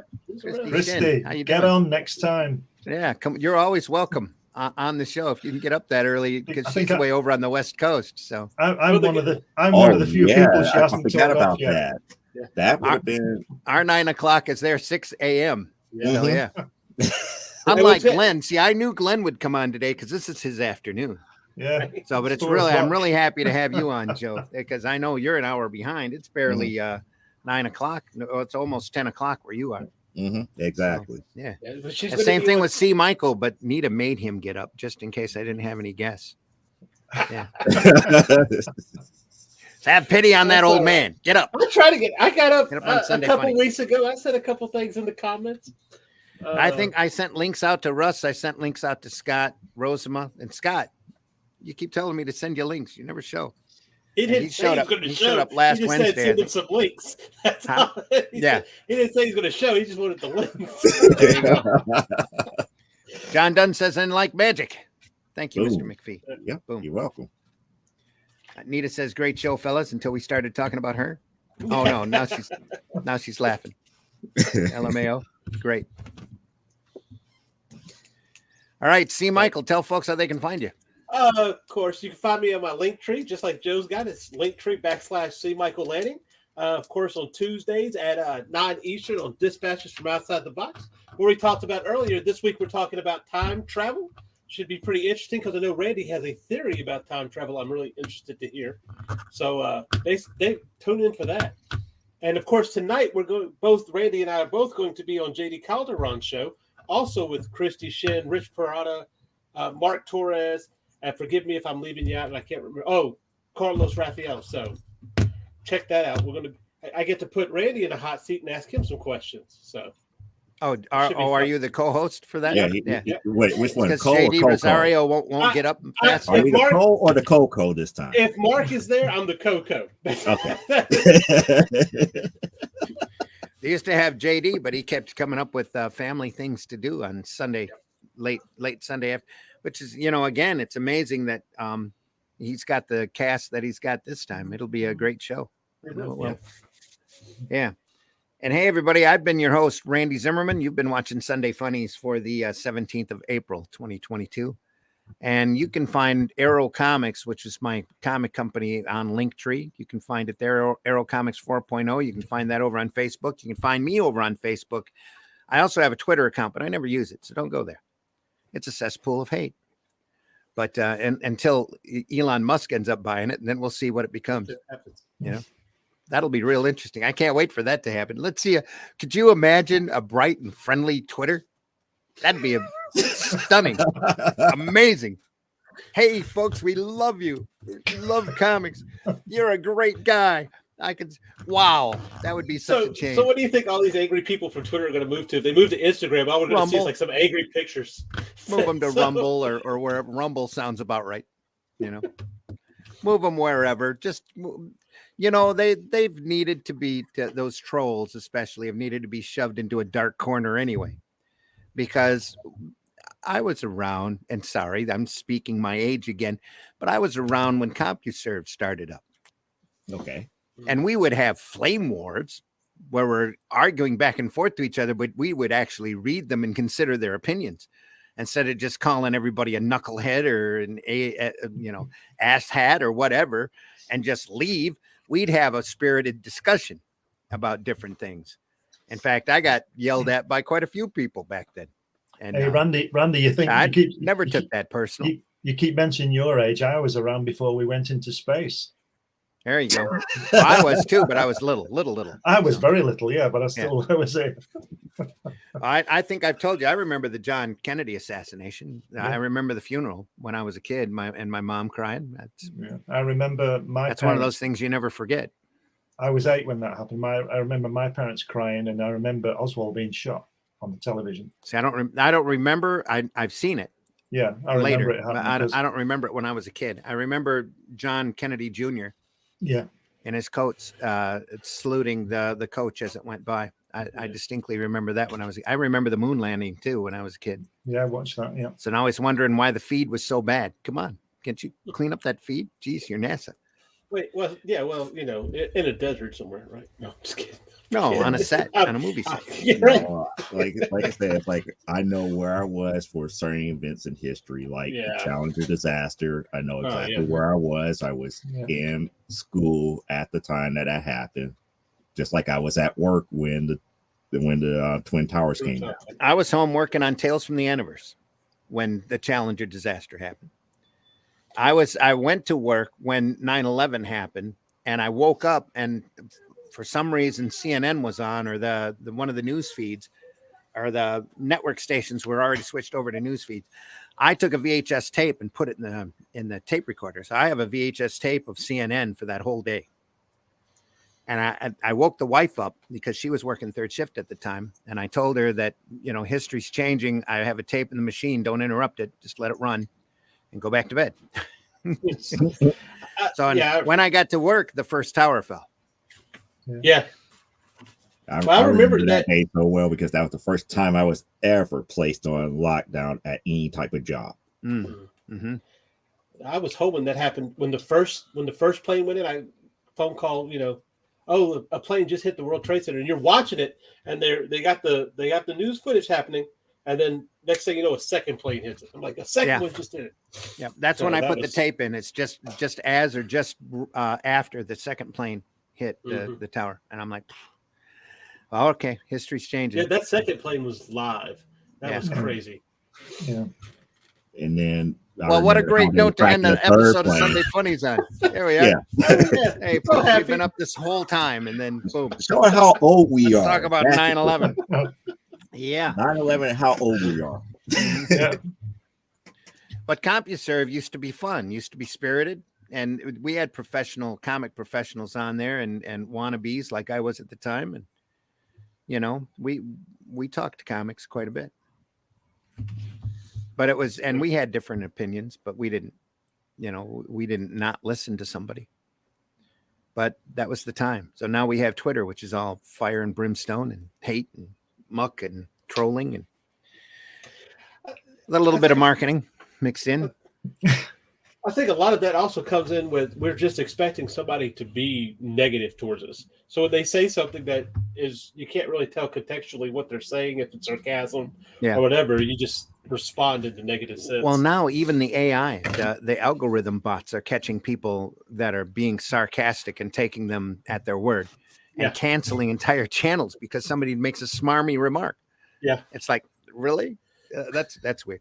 Anyway, you can find me over on Facebook.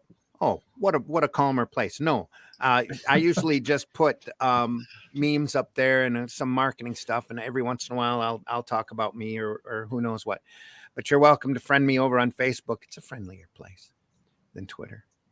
Still, I mean, it's everybody considers it the old fogey place, but that's okay.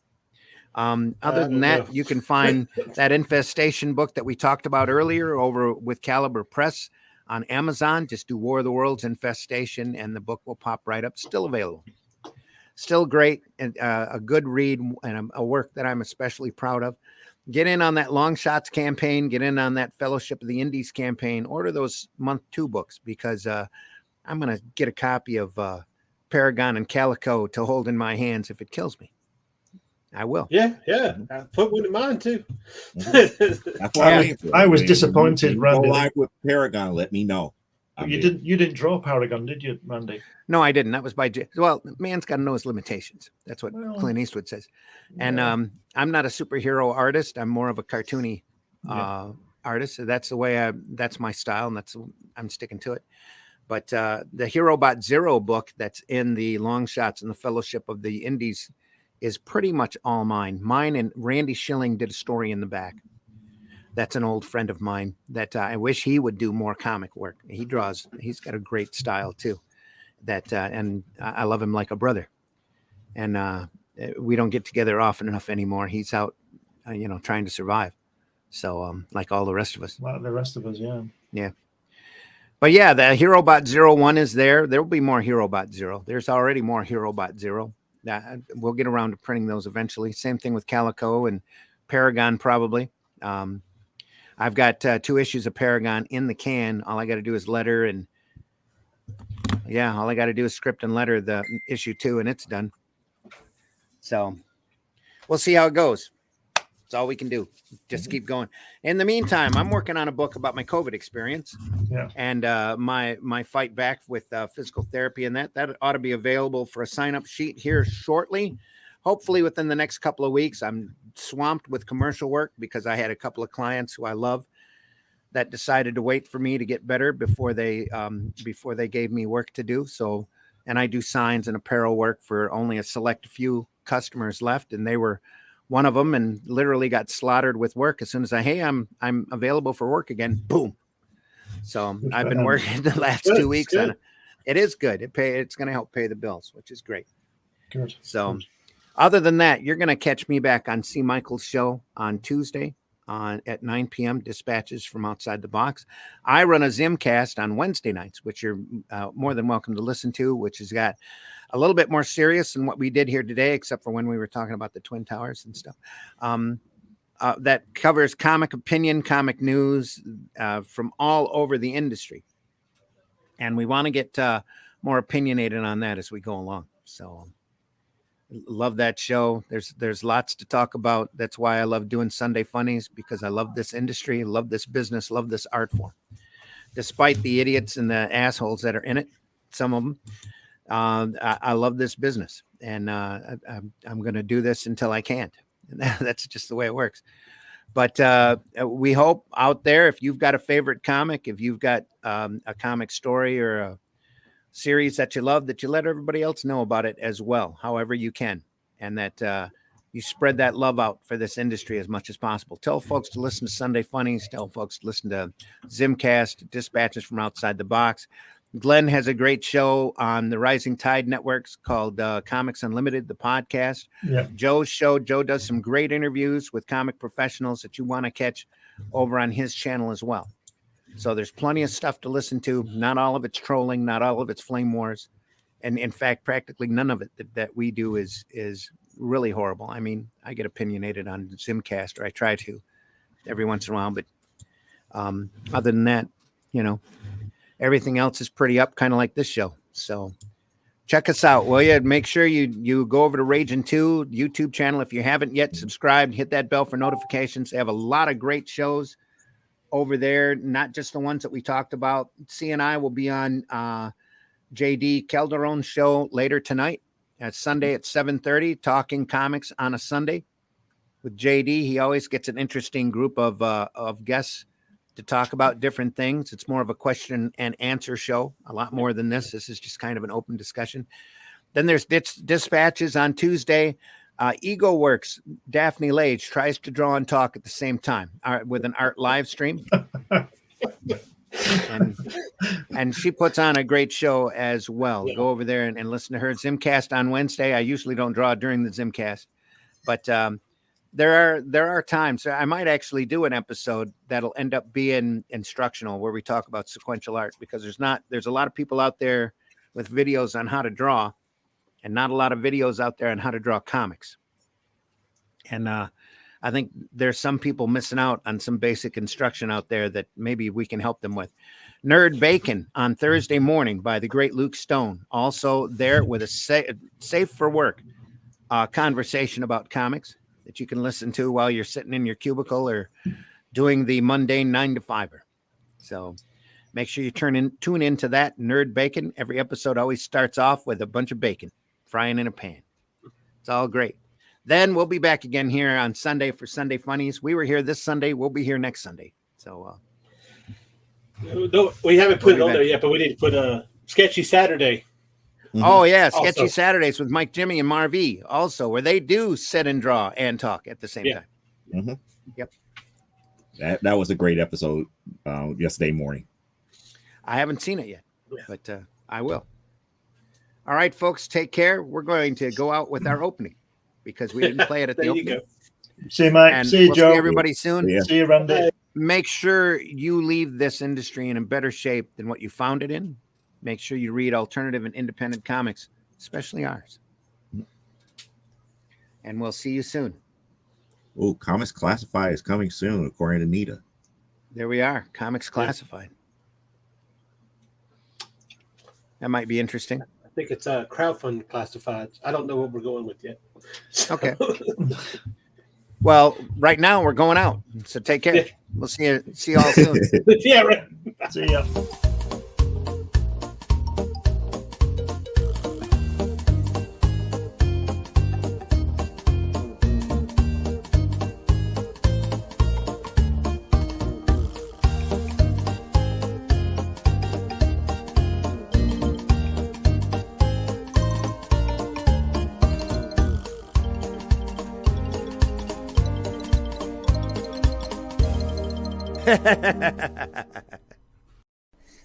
Do you draw the Flintstones naked? There's a market for that.